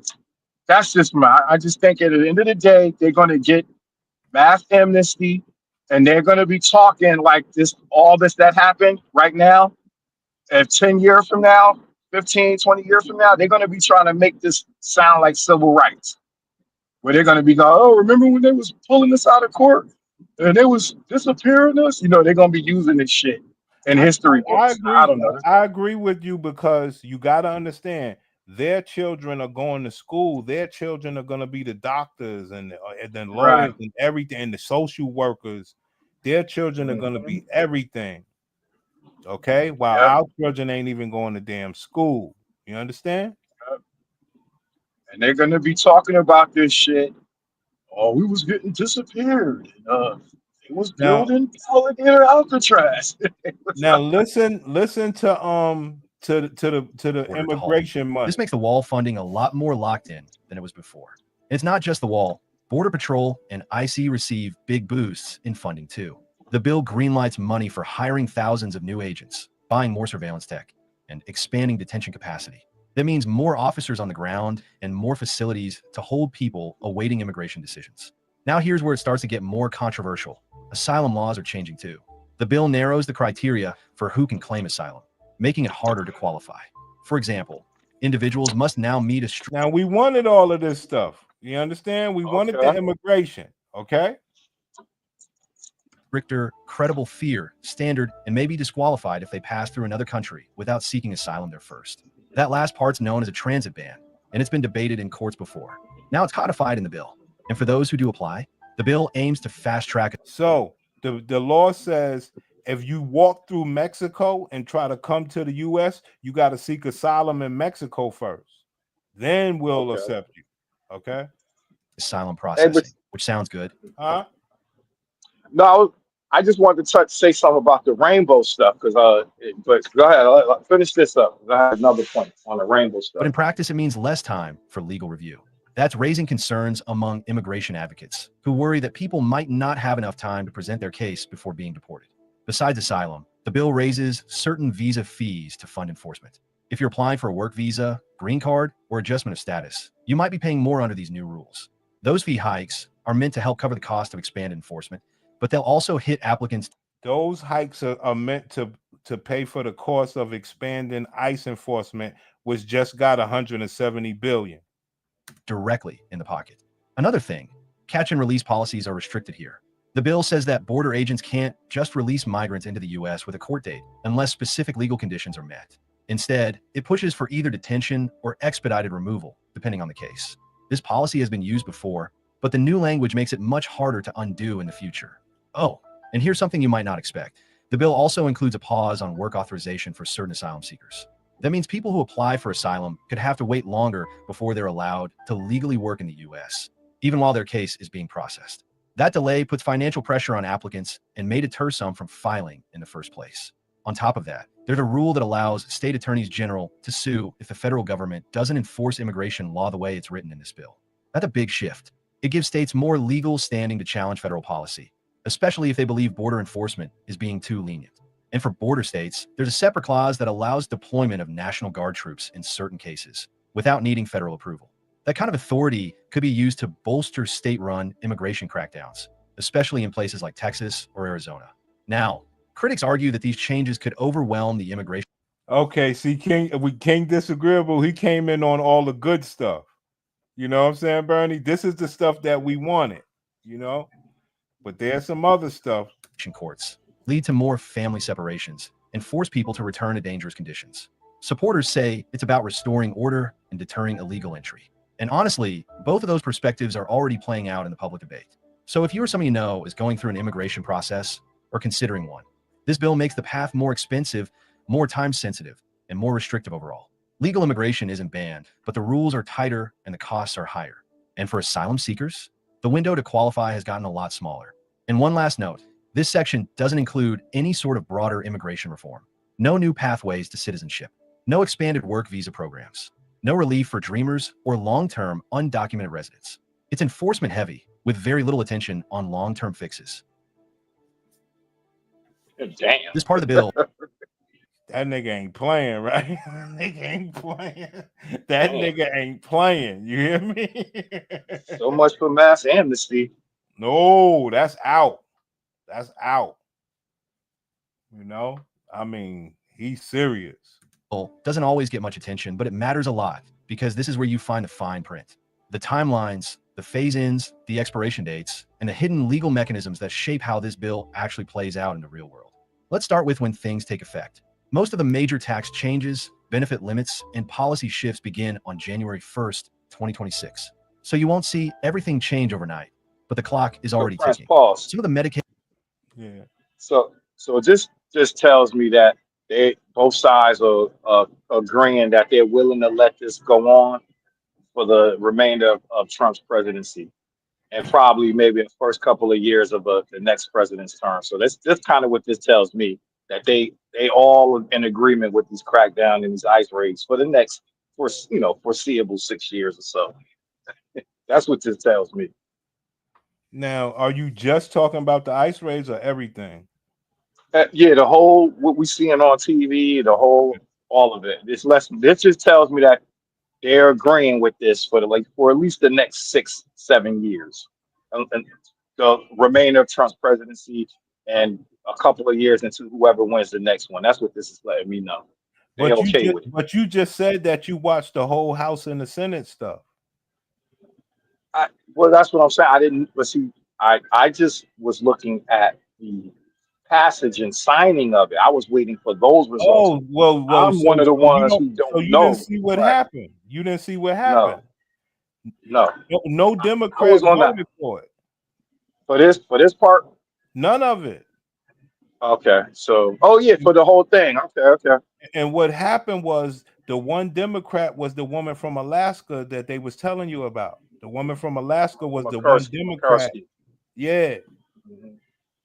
You understand? Well, again, I guess so. What I'm trying to say, simply what I'm saying is, even with them not voting for it, it doesn't matter. They still agreeing to it. Right.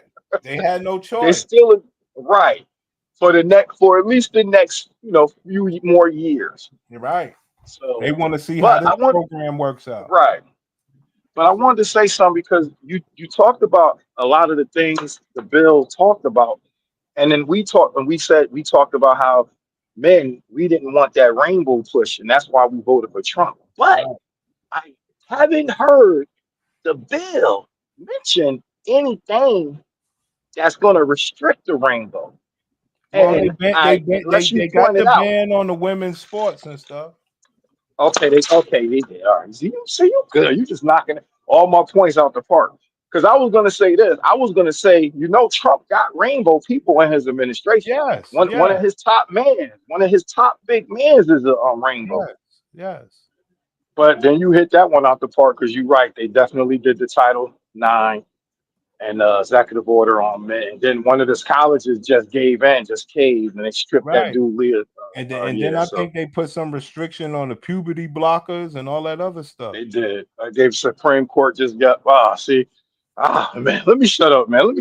That's why I come here to just listen. Nah. What I'm saying is,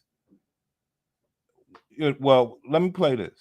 Medicaid cost sharing changes won't fully kick in until 2027 or 2028, and a lot of the student loan changes are timed to affect the next academic cycle. That's important because it gives Congress time to adjust or quietly let things expire before the next election. Speaking of expiration, many provisions in this bill come with sunset clauses. That means they automatically end after 5 years unless Congress votes to extend them. Okay. There you go. That was my point. They just agreed. Go ahead, fam. You was right. No, we both right, but I mean, yeah.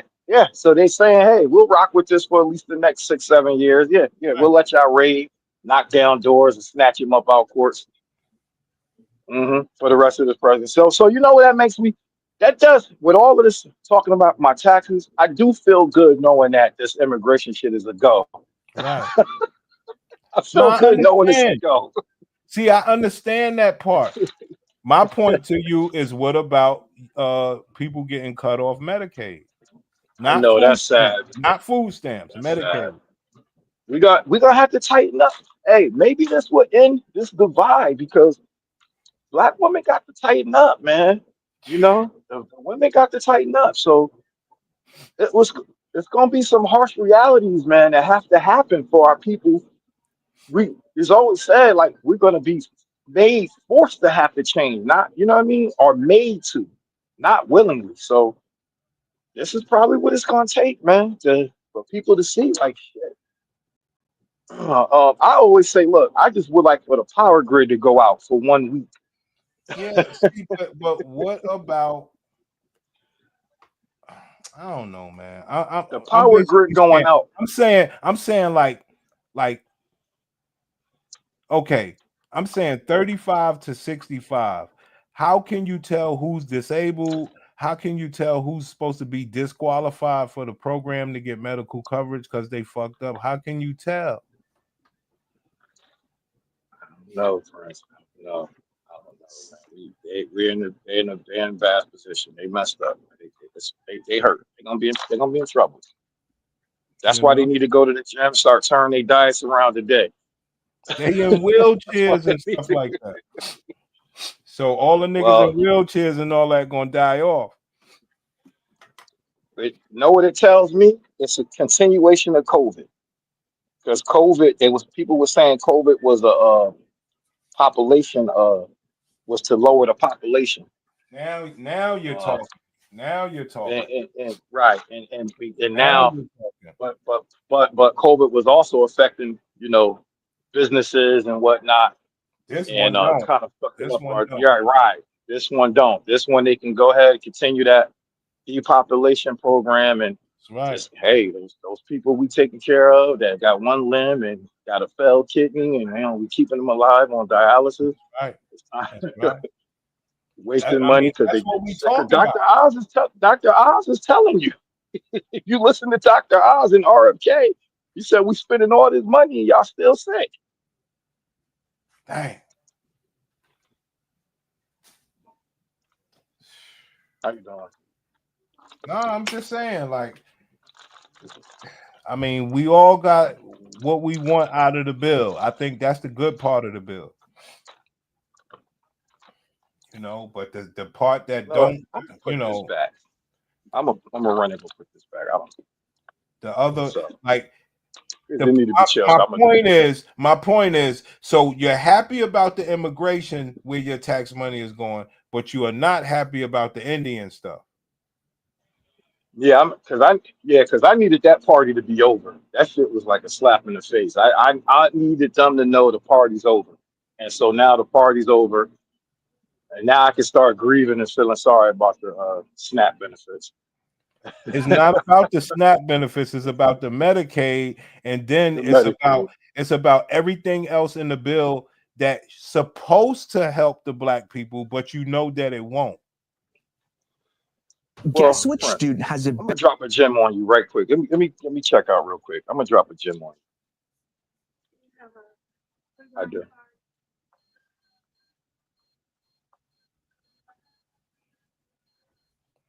You listen to me? I just I'm lost listening.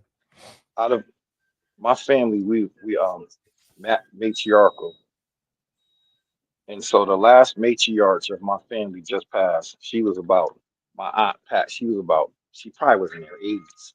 Right. She just passed this last week. And she was the last of my family's matriarch. I have an uncle. He passed last year, at the end of last year. A couple of my other aunts passed. So the point that I'm making, my family, they lived to their late 70s, 80s. You know, literally. So it's maybe cruel to sound like me saying, hey, well, my family matriarch and the patriarchs are gone. I am that now, you know, because I'm half a century. My older brother, my younger brother. So I mean, I have to maintain my health going forward, and that's what I do. You know, I hit the gym, I lower my sugar intake, I try to walk. At least I can't get to 10,000 steps in a day. I make sure I'm getting in that 45 minutes on that treadmill. You know, taking care of my body. So I mean, it's sad to say it, but listen, my family, the patriarchs and the matriarchs are gone, and they lived to see their 70s. Like I think my grandmother probably was about almost 90. Most of my aunts was in their early 70s. So One of everybody my else could uncles. die off. See, that's what I'm saying. It sounds bad, right?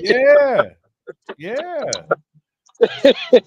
Well, I guess what I'm saying is shit. You gotta live. You gotta be responsible. If you want to live, how long you want to live? But you know your people. Can your people do that? Well, shit. I know my field. No, my daughters ain't gonna be able to take care of me. That's No, why I got to look. I'm talking about take care of themselves with the diet. Yes. Stop eating this shit. Bullshit. Stop eating it. Well, no. See, you got a different view. We got two different perspectives. Your perspective is inner city. My perspective is country. Okay. But I'm from the inner city. And so, but the inner city, yes, is more difficult. I can see how it's more difficult in the inner city. Okay. So, but what are they gonna do? Keep giving them this shit and they keep going to die anyway? The slow death? You ever read How to Eat to Live? It's a slow death. Not a slow death when you ain't got no damn Medicaid. It's quicker. You think it's much quicker, right? Yeah. When you don't got no Medicaid, you know, you can't do all this stuff. You can't go get fixed up. You can't get stuff, you know. I'm just saying, like, as far as black people, when it comes to the Medicaid, they're not going to change their diets. I know you hope that they will, but they won't. You understand?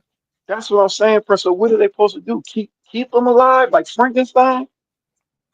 That's what they essentially. That's what RK said we doing. RK Jr. said we keeping y'all alive. He said the white doctor can't be God anymore. I understand. Now let's go to the other part of the bill where it don't. Now remember, all of this stuff supposed to benefit blacks, but in the I agree with you on that part.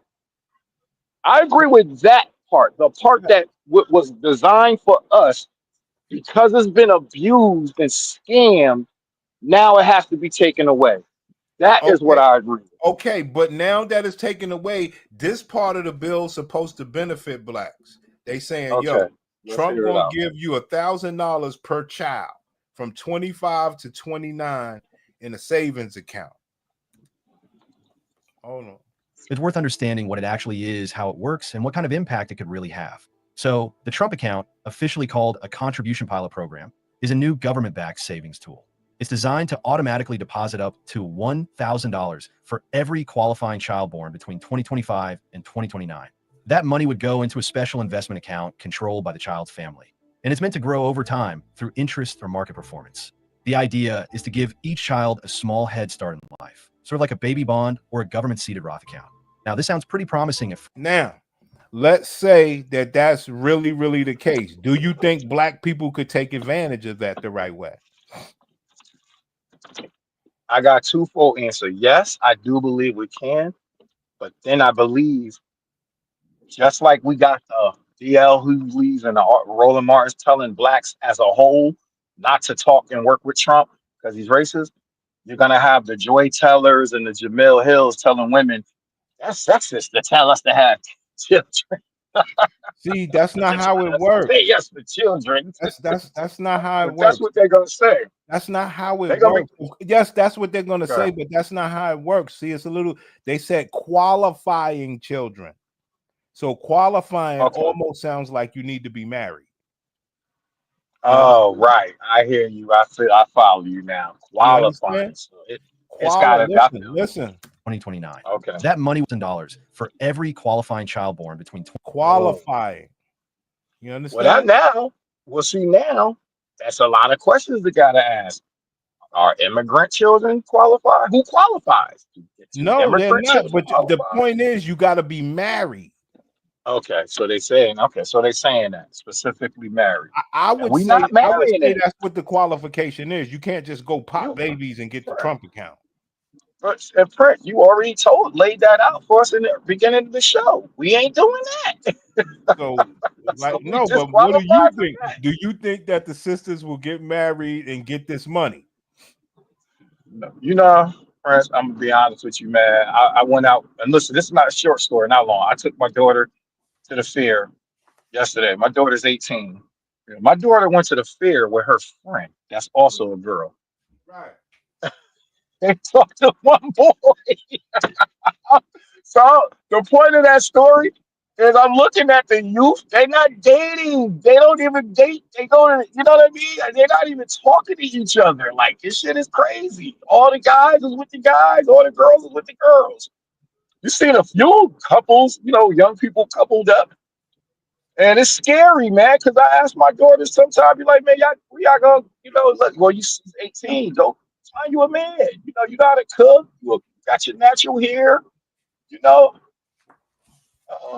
but they not talking and dating. So yes, it's scary because are they going to? They're socially awkward.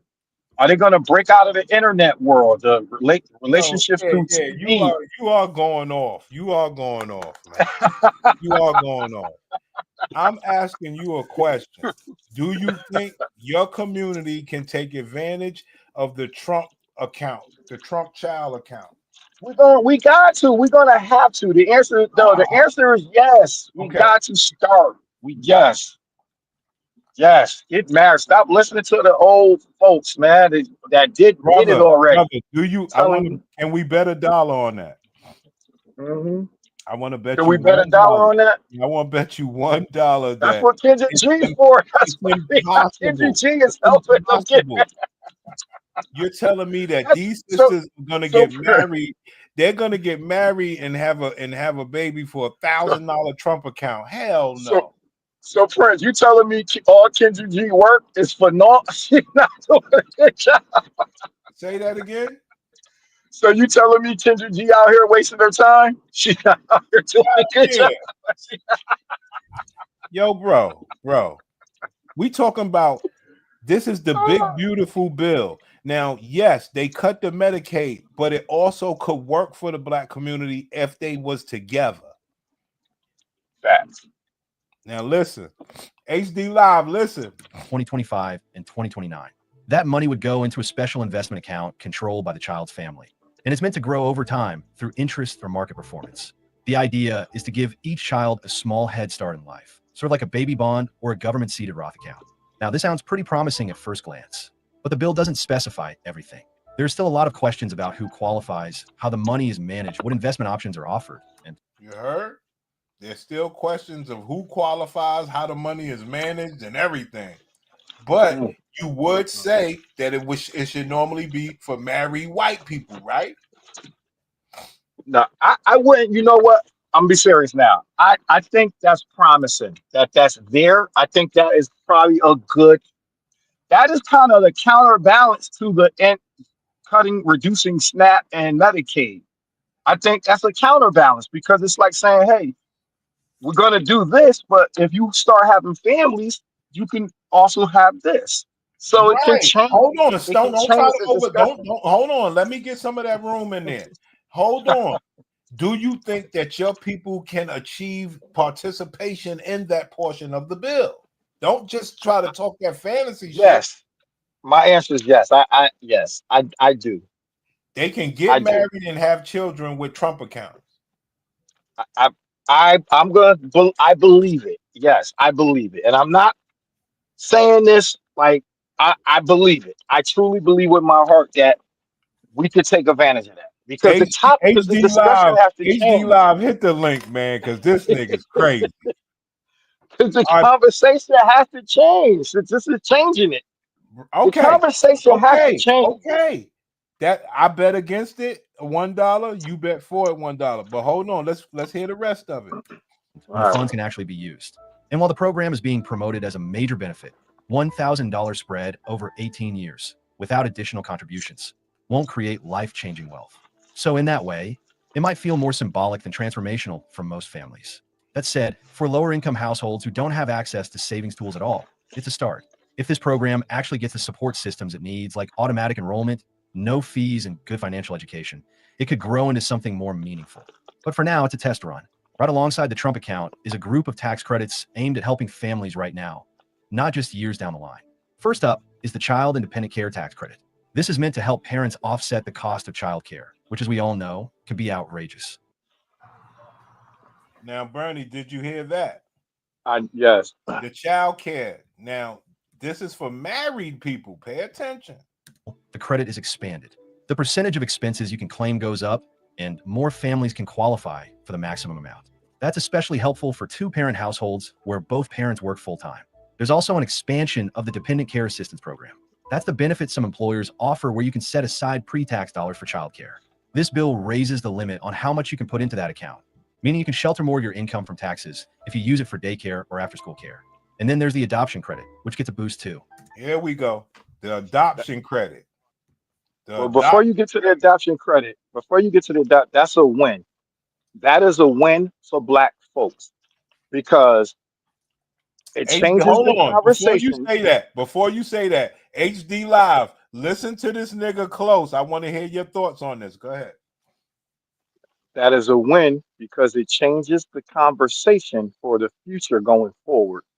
To turn off the G's, the future coming up, that changes the conversation. It also, when you study the tendencies of our people, we're not going to be left out, especially if we know it's an incentive behind it. So soon as gladiators catch on, that they get just like how with the effects of welfare was kick the man out and receive the benefit. Now it's bring them in, have a family and get the benefits. They're gonna hop on that, even if it's for a scam, even if it's for not a genuine reason, purpose, meaning they just doing it because it's incentivized.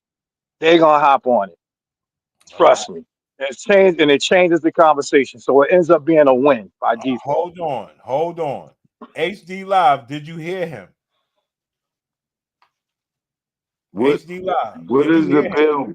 What is the bill? No. Did you hear him? He think they going get on board. Did you He hear think Keisha going to get on board to marry Black men and have a baby for the Trump account? Yes. Keisha's not doing that. She's gonna be gone. This is the next generation. Keisha's not doing that. Now the upstanding sister, maybe she might do that, but Keisha's not doing that. Okay, hold on, HD Live. What percentage of women you think would do it? 10%. Bernie, what percentage you think will do it? I'm was almost tempted to say 80. All right, that's fine. I'm That's fine. Yeah, I'm giving you the That's fine. same numbers that that's fine. Listen, that's fine. I get it. You got hope for him. You got hope for him. You know what I mean? I ain't got hope for him. Hold on, man. I ain't got hope for him. Hold on, man. HD Live. That's why I said hit the link, because I know you can't possibly agree with what this nigga is saying. the next generation, not this one, the next generation coming up. That's what we, yo, Keisha's out of here. that's Keisha's out of exactly here. what we need. Yes, but look, Right. this the funny part. Nah, man, you gonna have to let this. You gonna have to let what's the alpha generation? They call this the alpha gen. The next generation, alpha. Yeah, Right. nah, man, they getting trained on some bullshit too. So Let me this ask you shit a gonna take question. a couple generations. Let me ask you a question. Do you think, because this only happens from 25 to I 29, disagree. and they got to do it for the sake of Trump account, do you think these gladiators want to have a baby with the Trump account associated with their baby? What is the bill about again? What is Not the if she's bill? What is 35. this beautiful bill? What is this about again? I haven't got All right, understanding what it is. Let me show you. Are you a tax-paying citizen? Now hold on. Before you Hell answer that, yeah, I pay my taxes. hold on. I'm gonna ask you a series of questions, rapid fire. Okay, so this is not where you get to take your time. You're gonna be sharp as I know you to be. So you ready? All right, come on. Are you a tax-paying citizen? Yes. Were you one of the black people who wanted people that was on welfare to have to work because you pay their taxes? You pay their money with your taxes.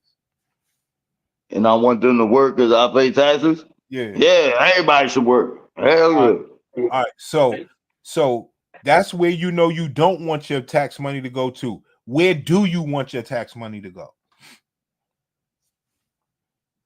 I want to go to housing, people, infrastructure and shit like that. You know what I mean, building up the cities and keeping the cities together. All right. Another question. So, being that you don't know that your money is going to that, right? And do you know any of the other places that your tax money is going to besides that? Hell yeah. I mean, that shit. No, I'm talking about as far as the bill, as far as immigration and all this other stuff. I don't be knowing. They Well, just take you paying for Trump. They just take Social Security and motherfucking federal We and talking shit. about in theory. So you happy that your tax money goes for immigration, right? For the border wall and stuff. You're Right? getting everybody with this question. You're getting everybody. No, I don't want that shit going there.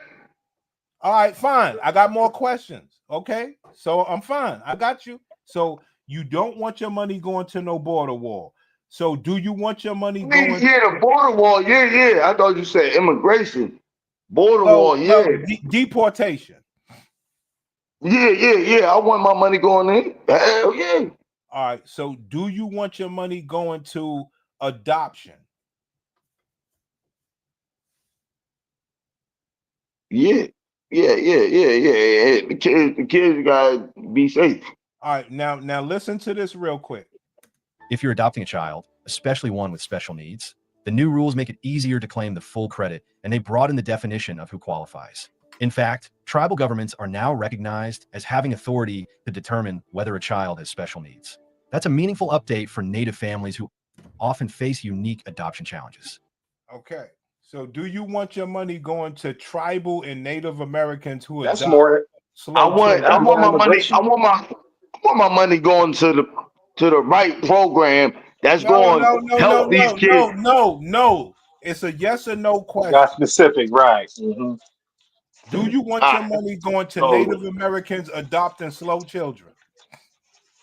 Native Americans adopting slow children. Why they ain't working with us? Fuck out of I'm here. just asking See, you a this is question, the There you game. go. brother. No, Brother, no, no. I don't want to go because that's a Pacific group.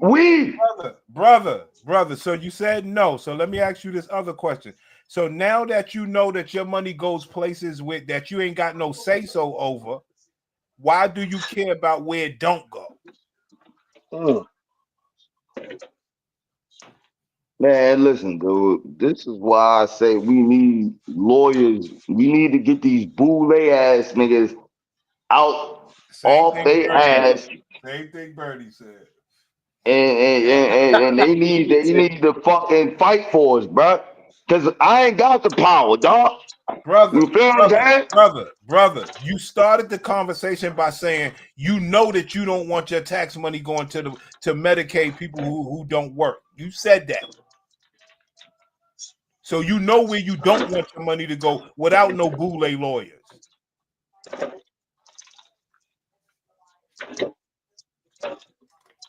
To put it bluntly, are we still paying for some of the same stuff how we have Biden and Kamala? And at the same time, benefits that was set aside and made for us is getting stripped away. So we Listen, kind of like y'all. Listen. paying a price. This Trump first year up in here, right? I feel like brothers need to get together after he do his first year. He got 4 years, dog. After his first year, they need to talk about that money, bro. They need to talk about that But aid money. HD, how, That's but fair. They HD, That's need, fair. how we gonna do that? That's fair. But HG, how we gonna do that when we got leaders telling us not to come to the table, not to talk to him because he's racist? We got DL Hughley, Roland Martin, Cause and they they mad. They mad. NAACP He not, not inviting them places because they racist. We don't want to have a seat at the table all because of how we feel. When bro. everybody You know else is how having a much seat at the money, table, bro. You know how much hmm money they sitting on, bro. They sitting on trillions right now. That's why him and Elon was arguing. Elon want to use the shit for some weirdo shit. Trump like, nigga, nah, nigga, get your weirdo ass out of here, nigga. I'ma do this. I'ma use this money for what I want to use it for. Yeah, I So mean, I'm talking this about shit. our people. hold on.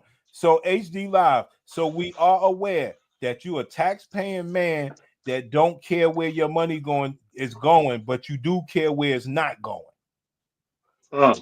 That's that I part. care. That's that. I care that it's going to the infrastructure of America. Okay, As that's fair. long as it's built in America. That's fair. That's fair. That's fair. Bernie, you were saying? Simple as that. You know, and I the respect it. Lord. And if Keisha want a little part, she get like $60. Man, that's it. I say this. I answer the reason why I answered the way I did is because name something when money was involved that black people ain't jump on, even if it requires something. It may Those have days some have requirements. changed. Those days have changed, brother. I disagree. Brother, they I don't care about disagree. that $1,000. They got real jobs. You telling me she Man, got to look, marry a man to get a damn Talking. $1,000 stipend? They're not doing that. I disagree because What? I disagree because you HD Live talking about told you. He told you it's a 10% chance, brother. I disagree because you talking about 10%. first of all, you talking about having sex. You talking about having sex. That don't matter. It's about We talking about 100%. marrying. We talking about marrying a man. Yeah, she gonna Not marry that man, get paid to have sex and have kids. She is doing it. agree with that. Yeah, she going want to marry him, but is she going to be willing to marry? That's what I'm saying. I'm saying only 10% going to be willing. Willing. See, Right. you gotta See listen what to. Bernie is trying to do. Bernie is trying. See, he's missing the point. See, HD Live got it right when I say Bernie talking about like working class women which can afford to get married when he knows they're not getting married. HD Live is saying Keisha's no way that they're doing that. You're talking about Keisha's that get money to be on welfare now, and they could get $1,000 tax Trump credit by getting married, or they could just have the baby and work 80 hours at some training class and get the welfare. That's what they're gonna do. They're gonna do that. Right. So they can be boss. They're gonna be like, I'm making, they're gonna, I don't need you, nigga. So once they don't need us. Because the welfare I disagree. program, go ahead. They're gonna send them to like school, for nursing school and stuff like that. While they wanna outmatch us so bad. They wanna outmatch us so bad. You know what I blame? I blame Becky and I blame Brad. Let me ask you a question, HD Live. Let me ask you this question. Hold on. It's important. It's important. As far as the young black men, Trump put in the bill that you could get Pell Grants that would used to be for college. You could get Pell Grants to go be an electrician or a plumber or a blacksmith or something like that. Do you think black men 25 and under will hop on that? Yes. No, I ain't asked you that. Hell yeah. I didn't ask you that. I'm asking HD Live, man. You can't be influencing people's answer, man. Listen. Yes, trades is needed, but how is it going to be put out there, though? Is it going to be underground? Is it going to be hidden? You see what I'm saying? If you're not going to tell it, brother, if you're not going to tell it, brothers, it's definitely not going to be televised, and it's hidden right now in plain sight. That's why I'm saying, do you think black people will understand the bill and take advantage of it? I changed my answer to no. Not if they not being told, they're not going to bite. They're not going to bite. I've watched a lot of CNN. I never heard them talk about the free Pell Grants so that black people could go take electrician and construction classes with the Pell Grant for free. That's what the boule ass niggas supposed to be doing. These boule ass niggas that want to wear suits and shit. You know what I mean? This is what they should be doing. You get what I'm saying? That goes back to my point. Because you got the D.L. Hughley's and Roland Martins, they won't tell us this because they telling us too busy telling us not to come to the table. So yeah, I agree. We would take advantage of that if we know, but if they keep it hidden and underground, those boulets, they're not gonna say it because they too busy telling us not to come to the table to see what the bill has. They want their nephews. Go ahead.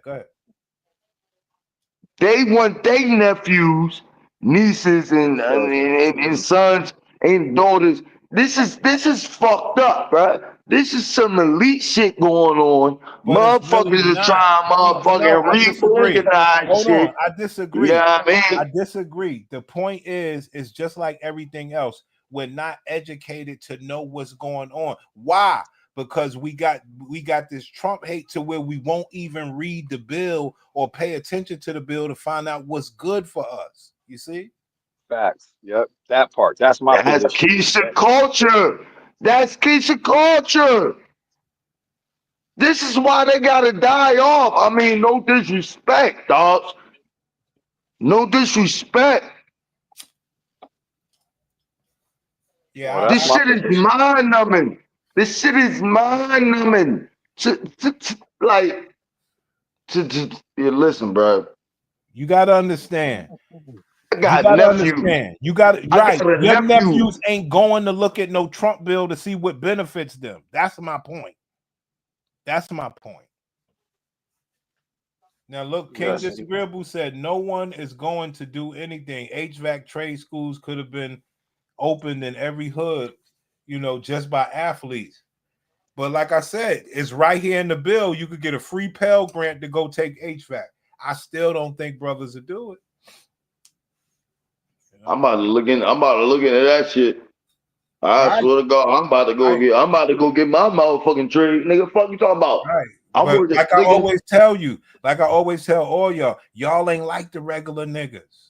I need y'all to think, what would the regular nigga do? You ain't like the regular nigga. You gonna go get the grant. You know what I'm saying?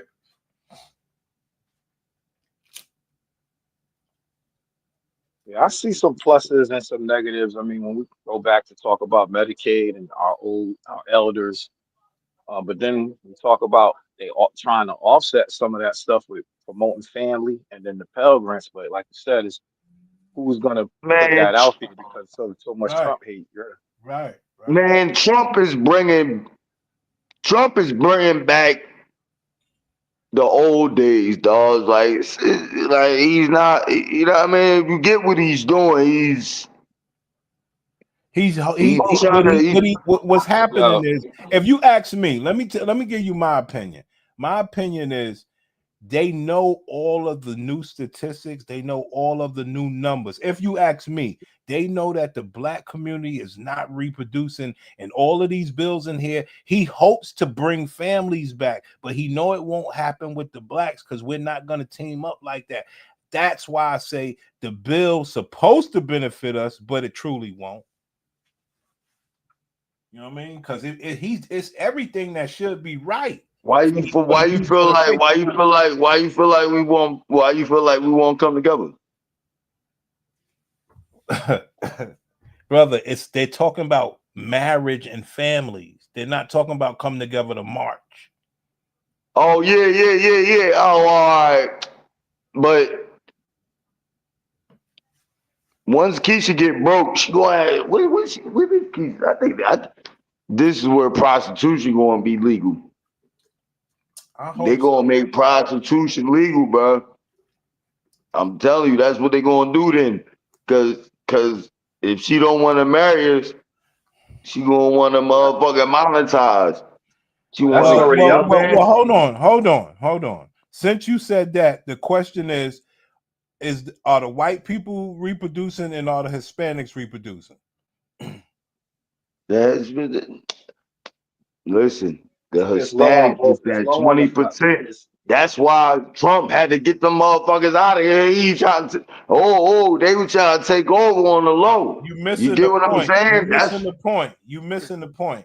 I'm trying to show you the discrepancy between the blacks' reproduction towards the rest of the ethnic group. We doing it at we right neck and neck with the white people, like 1%, some shit like that. So I mean, that's what I'm saying. You saying that they're going to try to use the Trump baby account as a form of money, or will the Hispanics and the whites do a better job?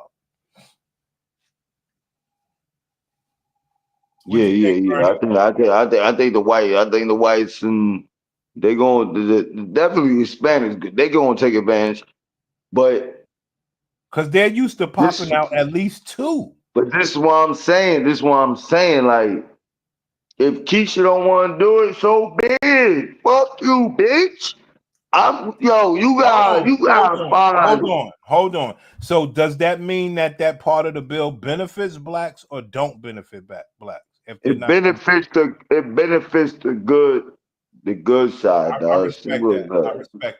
I respect that. What do you think about that, Bernie? All this stuff benefits people that's good. I think it benefits, and of course, Latinos is out producing us and whites. But in the prostitution thing, that is what the progressives and Democrats actually would prefer. They would rather prefer us prostituting because they have. Tell you, bro, that's what they're going to do, bro. They already have. It's all over the world. But what about the babies? Will that bring forth babies? Nope. Bastard children. Nope. But yeah. Cause some of these chicks gonna want to trap niggas. You know what I mean? So, but I think if prostitution has become legal. All right, let me give you another part of the bill. Let me give y'all another part of the bill. Let me give y'all another part of the bill. All right, come on. So check it out. So Trump is giving people who don't go to college Pell Grants for trade schools, but people who want to go to graduate school, he cut the funds at 50,000, where they don't pay your whole ride through graduate school, even if you're a genius from the black community. So what you think about that? They only pay up to 50,000. Who's saying? Graduate school. But if you take a trade Man, school, listen, because you should know the trade by then. You shouldn't need all this. You shouldn't need all this school. No. So the thing is like this: they're trying to not get the college the money where they're giving it to the trade schools, and who's the one to go to college for the extra graduate schools and stuff like that? In our community, normally Keisha. Right. So they cutting that, and if the men or the girls want to do the trade school, see, because this is about trying to stop the colleges from pushing this anti-American rhetoric. So they're trying to fund the trade schools and put all the money in the people over there if they'll do it. Whereas they stopping Keisha with the extra graduates. Right. Okay. I see what you're saying. Trump is basically saying, like, stop going to college and go learn some skills with your hands, motherfuckers. Yes. Get what I'm saying? Yes. So you could go to the computer chip technology school. You could go to any regular trade school. And a lot of businesses are going to start opening up that way. University is useless. They want to learn a trade and be productive. Yeah, Trump is on it. He's stopping these colleges' money. Now, all of this stuff is supposed to benefit black people. Now, is Keisha lazy ass gonna get up and learn a trade? Well, I believe they will before they get married. I actually do. Once they realize the loophole that they could go get this grant money for the trade school and not go to college, I think they will. So you agree with me? Finally. But will they pass? Will they pass the class? Not with the marriage. Will they pass the class? That's a whole nother question, and that's a fair said question. Eventually they'll come around, but you said like eventually they'll come around. So only to work and not have to depend on you. Yo, they gonna be PP law and they gonna be PP fraud all over this bitch. They ain't gonna go to class. It's like, nah. I believe some Keishas will. When you talk about electric that was my point. That was my point about the babies in the marriage. That's a different story. See, they'll go do the trade to not depend on you.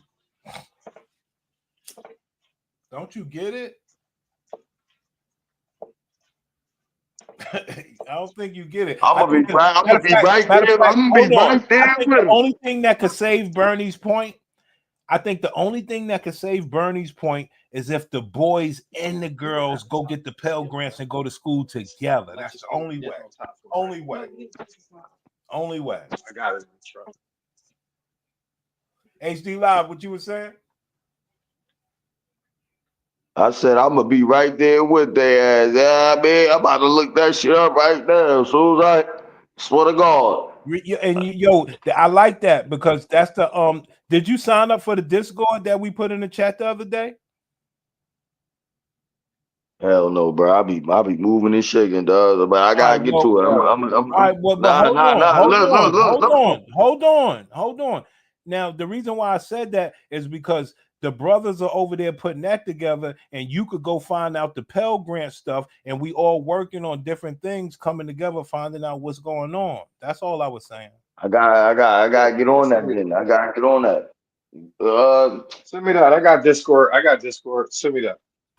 I don't know what it is. It's King Disagreeable stuff. But what I'm saying is this is the type of network, like, because HD Live sounds serious, because if you don't know his story, he came from what was it, Philly, right? Lane City. Yeah, he came from out there and he doing his thing and he know how to, he know how to move and groove with all this money. So, as far as getting this city and government stuff. So I like it. Oh yeah, yeah. Oh, I came from North. Yeah.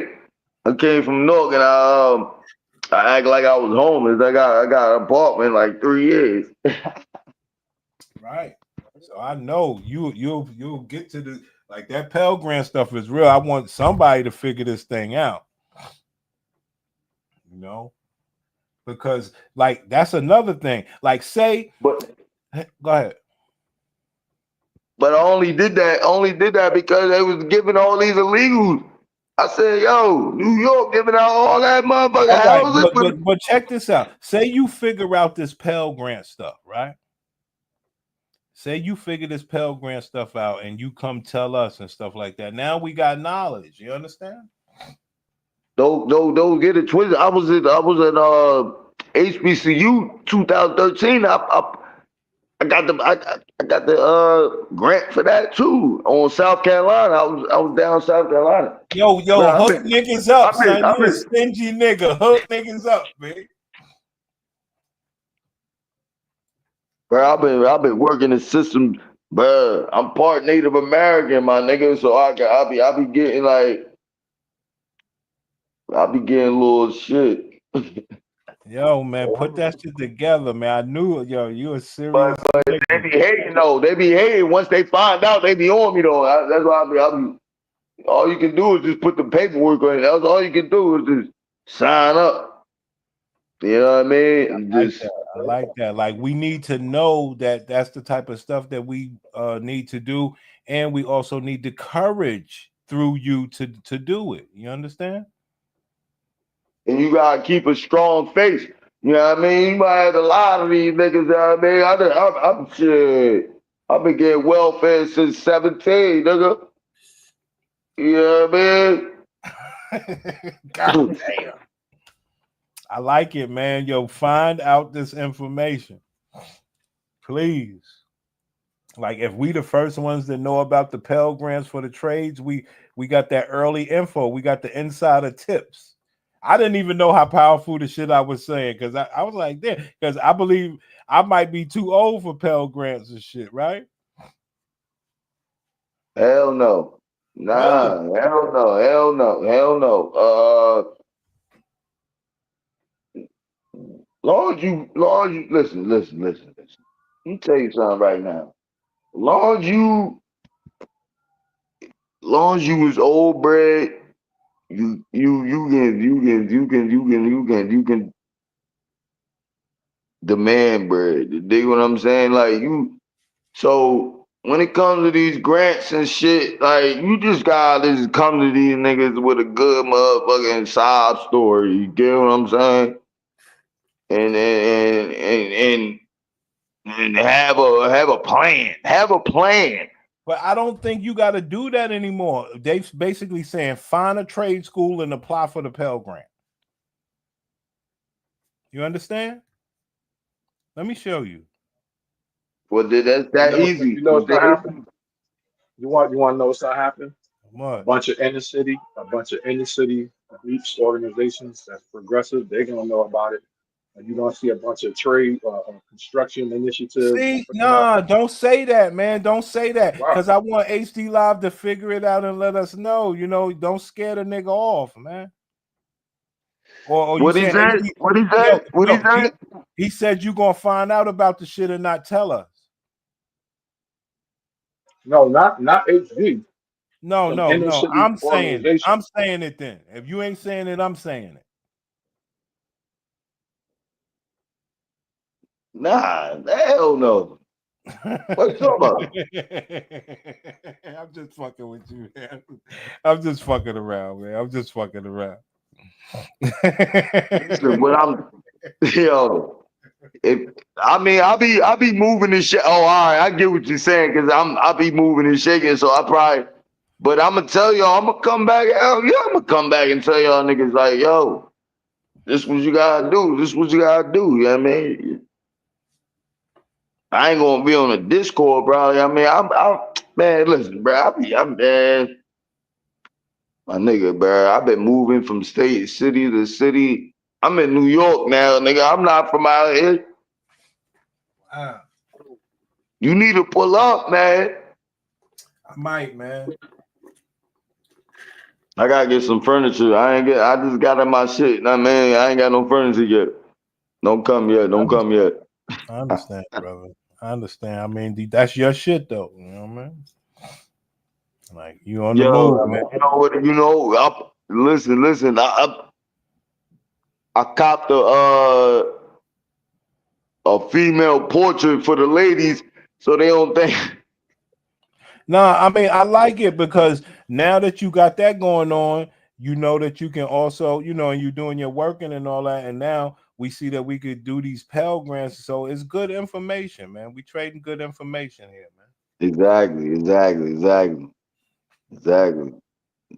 I like it, man. And that's what's up that you chose this topic, because at the end of the day, like, people don't be really knowing the laws that get passed. Right. It's dead serious shit that could benefit people. Like I say, this stuff can really benefit. Okay, check this out. Repayment and how the government funds higher education moving forward. One of the biggest changes here is a new cap on how much students can borrow for graduate programs. Right now, if you're pursuing a master's, a PhD, or a professional degree like law or medicine, you can usually take out federal loans up to the full cost of attendance. But you could usually, for your graduate degree for law and all that stuff, you usually could take out the full loan. Now you can't, only $50,000. You understand? Let me get to this part about the Pell Grants. See, that's cause people be fraud. That's why people be frauding this shit. That's why. All right, hold on. Here's your part. Let's go. And speaking of outcomes, the bill also goes after low-performing colleges, especially those with high dropout rates or heavy reliance on federal loans. These schools could see stricter oversight, and in some cases, they might be barred from accepting federal aid altogether. That's a serious blow for for-profit institutions, which are often flagged in this section. On the flip side, the bill expands. So he basically told you that Trump is going after these damn college institutions. Now listen to the flip side. For-profit institutions, which are often flagged in this section. On the flip side, the bill expands Pell Grant eligibility for short-term credentialing programs. Things like coding boot camps, nursing certifications, or skilled trades training.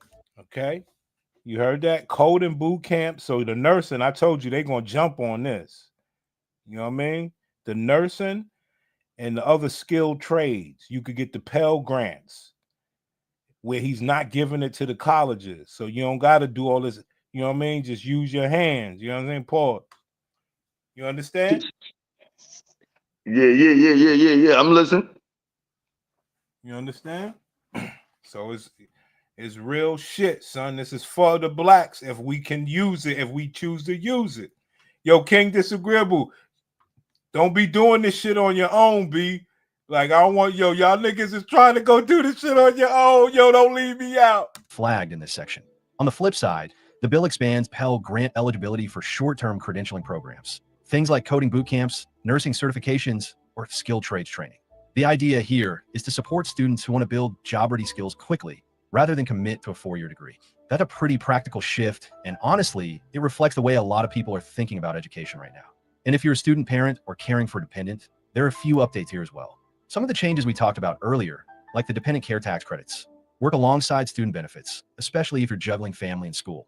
It's not a full financial solution, but it helps lighten the load in some cases. That's for the women. There go your medical part. There go your medical expenses right there. But they got to be in school, so you got to get pregnant early. You get it? Do you get it? Yeah. So do you think that the black women will get pregnant early enough to get all these benefits? I think the younger, the 20-year-olds, yeah, they might do that shit. Right, let me ask y'all a question then. Let me ask a whole different way, since y'all both my brothers and we talk that real talk. Do you think if somebody like us presented the bill to black women like this, would they do this stuff to try to rebuild and do the stuff the right way, or will The they young just ones, bro. hold The on, young ones. hold That's on, it. hold on, or will they just take the Pell Grant for the nursing school? For the nursing school. There you go. But now Bernie turning on us, HD Live. Oh, Now I Bernie ain't know. turning. I ain't Now know you you put the turning on nursing. us. You ain't put the nursing. You Yeah, put the because nursing. Yeah. That's what I'm saying. See, the reason why I asked that question that way is because if we put the nursing in there, that means we would be telling them the whole truth. Like, nah, y'all could actually do the nursing and don't bond with us. You see? My mom do nursing. No, I mean She's all 60. of our family did a little bit. She's 60 years old. You can't tell her nothing, dog. You can't.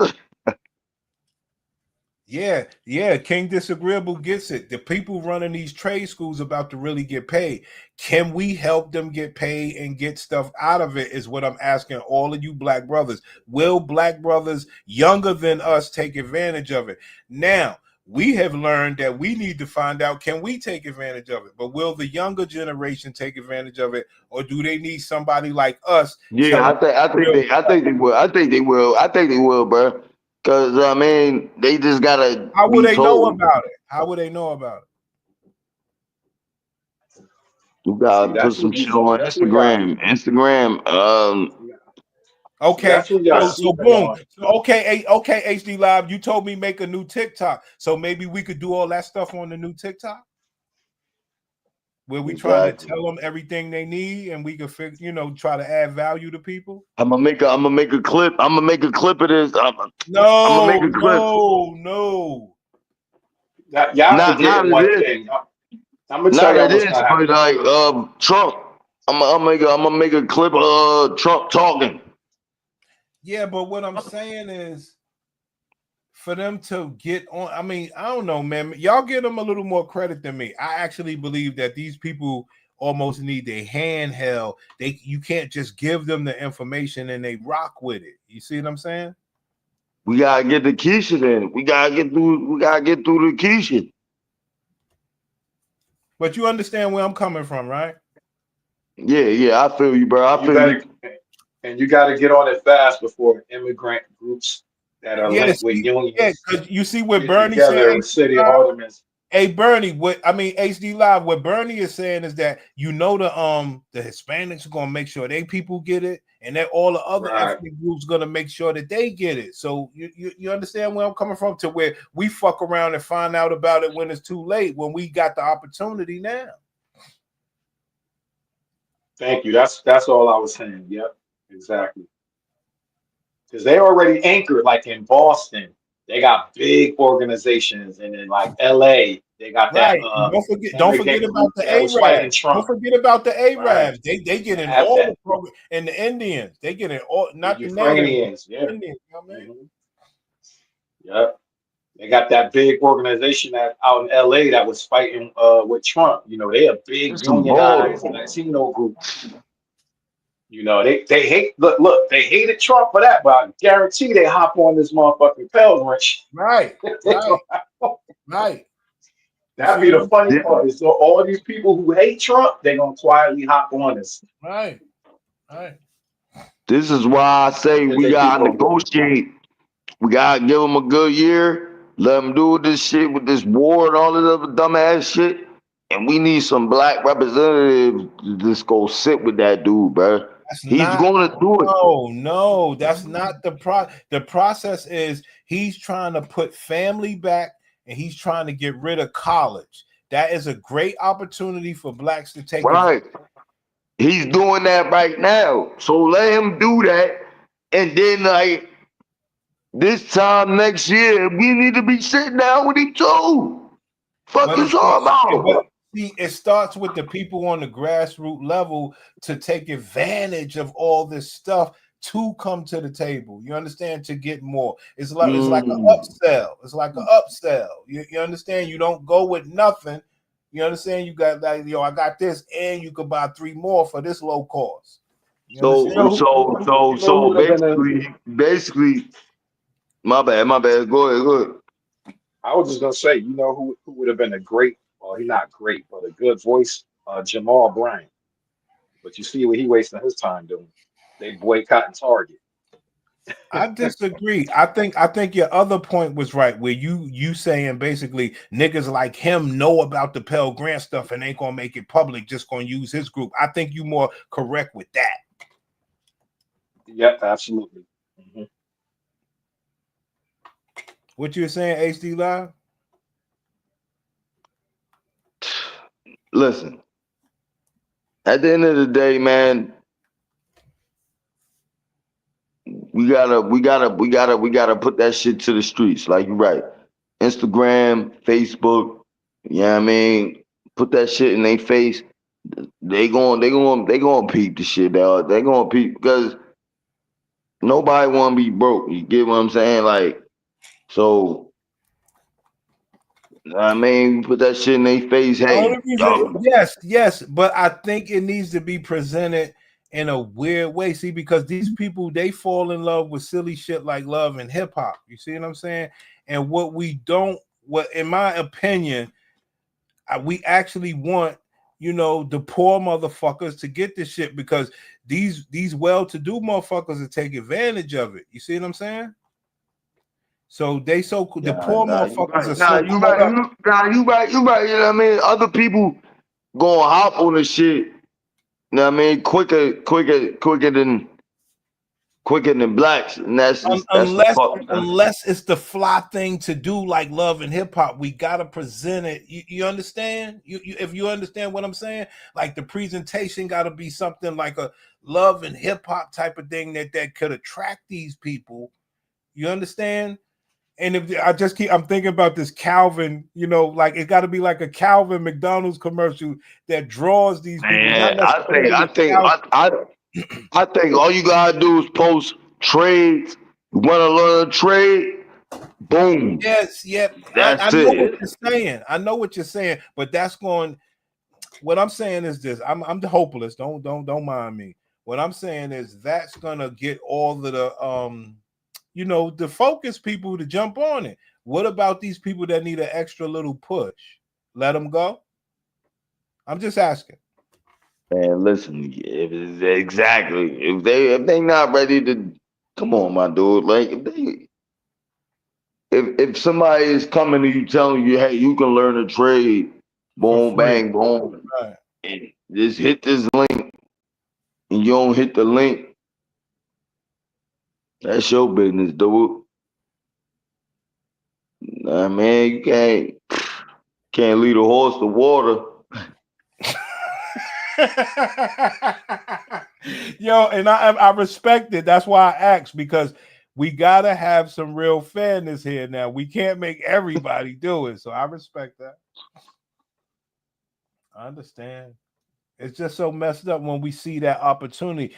All you got to have is what, a GED or a high school, something that qualifies you for trade school. You understand? Man, I'm looking You don't that gotta shit have up. no grade point average, none of that shit. I'm Googling that shit tomorrow or Monday. I'm on it. Shit. I'm about to go get me a trade. I'm glad we can get Listen, information like that. I'm working for the city of sanitation right now. Yeah. Right. They said if I make it till November, they gonna give me a test to take. Once I take the test, I gotta wait like 2 years for it to process and all this other shit. But if the shit come back good, nigga, I'm about to be working for the city of sanitation, you heard? But I can also take this. I can also do this shit. I like the way you thinking, brother. I like the way you thinking, man. Like we definitely came up with some powerful information, man. Because I was driving around today listening to this shit, listening to the bill and shit like that. I was like, wow, there are some things in here that could really benefit us,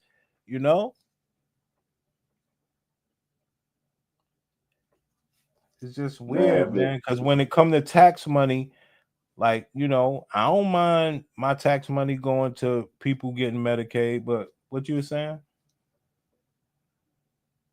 Listen, bro. At the end of the day, man, you enlightening people. You enlightening people, bro. You get what Oh, I'm saying? thank you.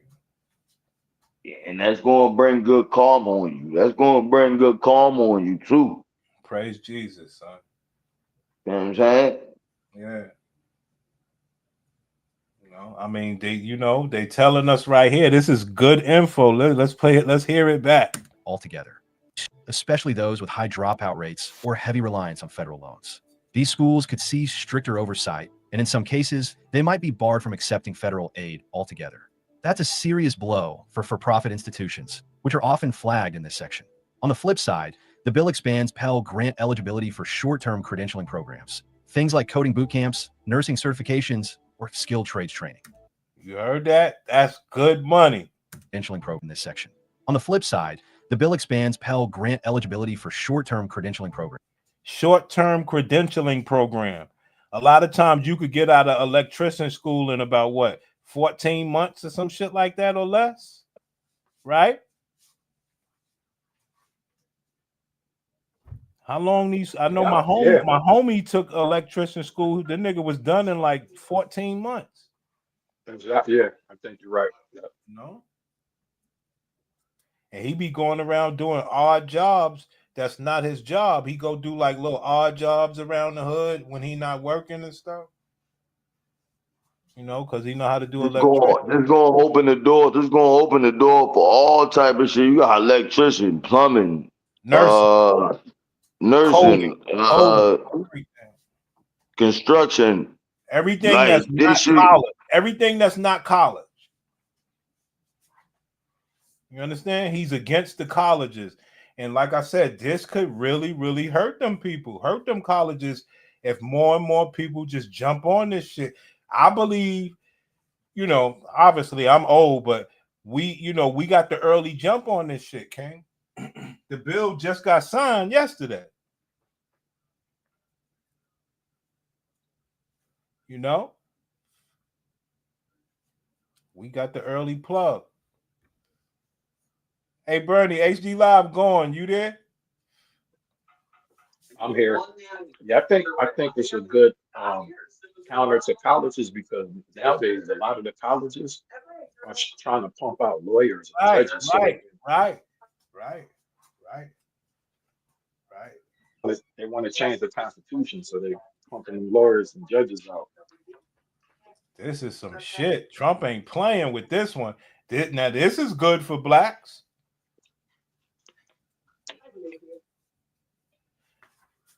All right, we did our thing, Bernie. I'm out of here, man.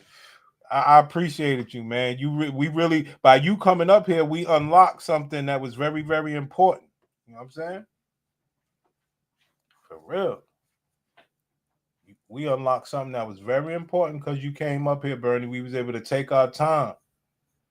All right?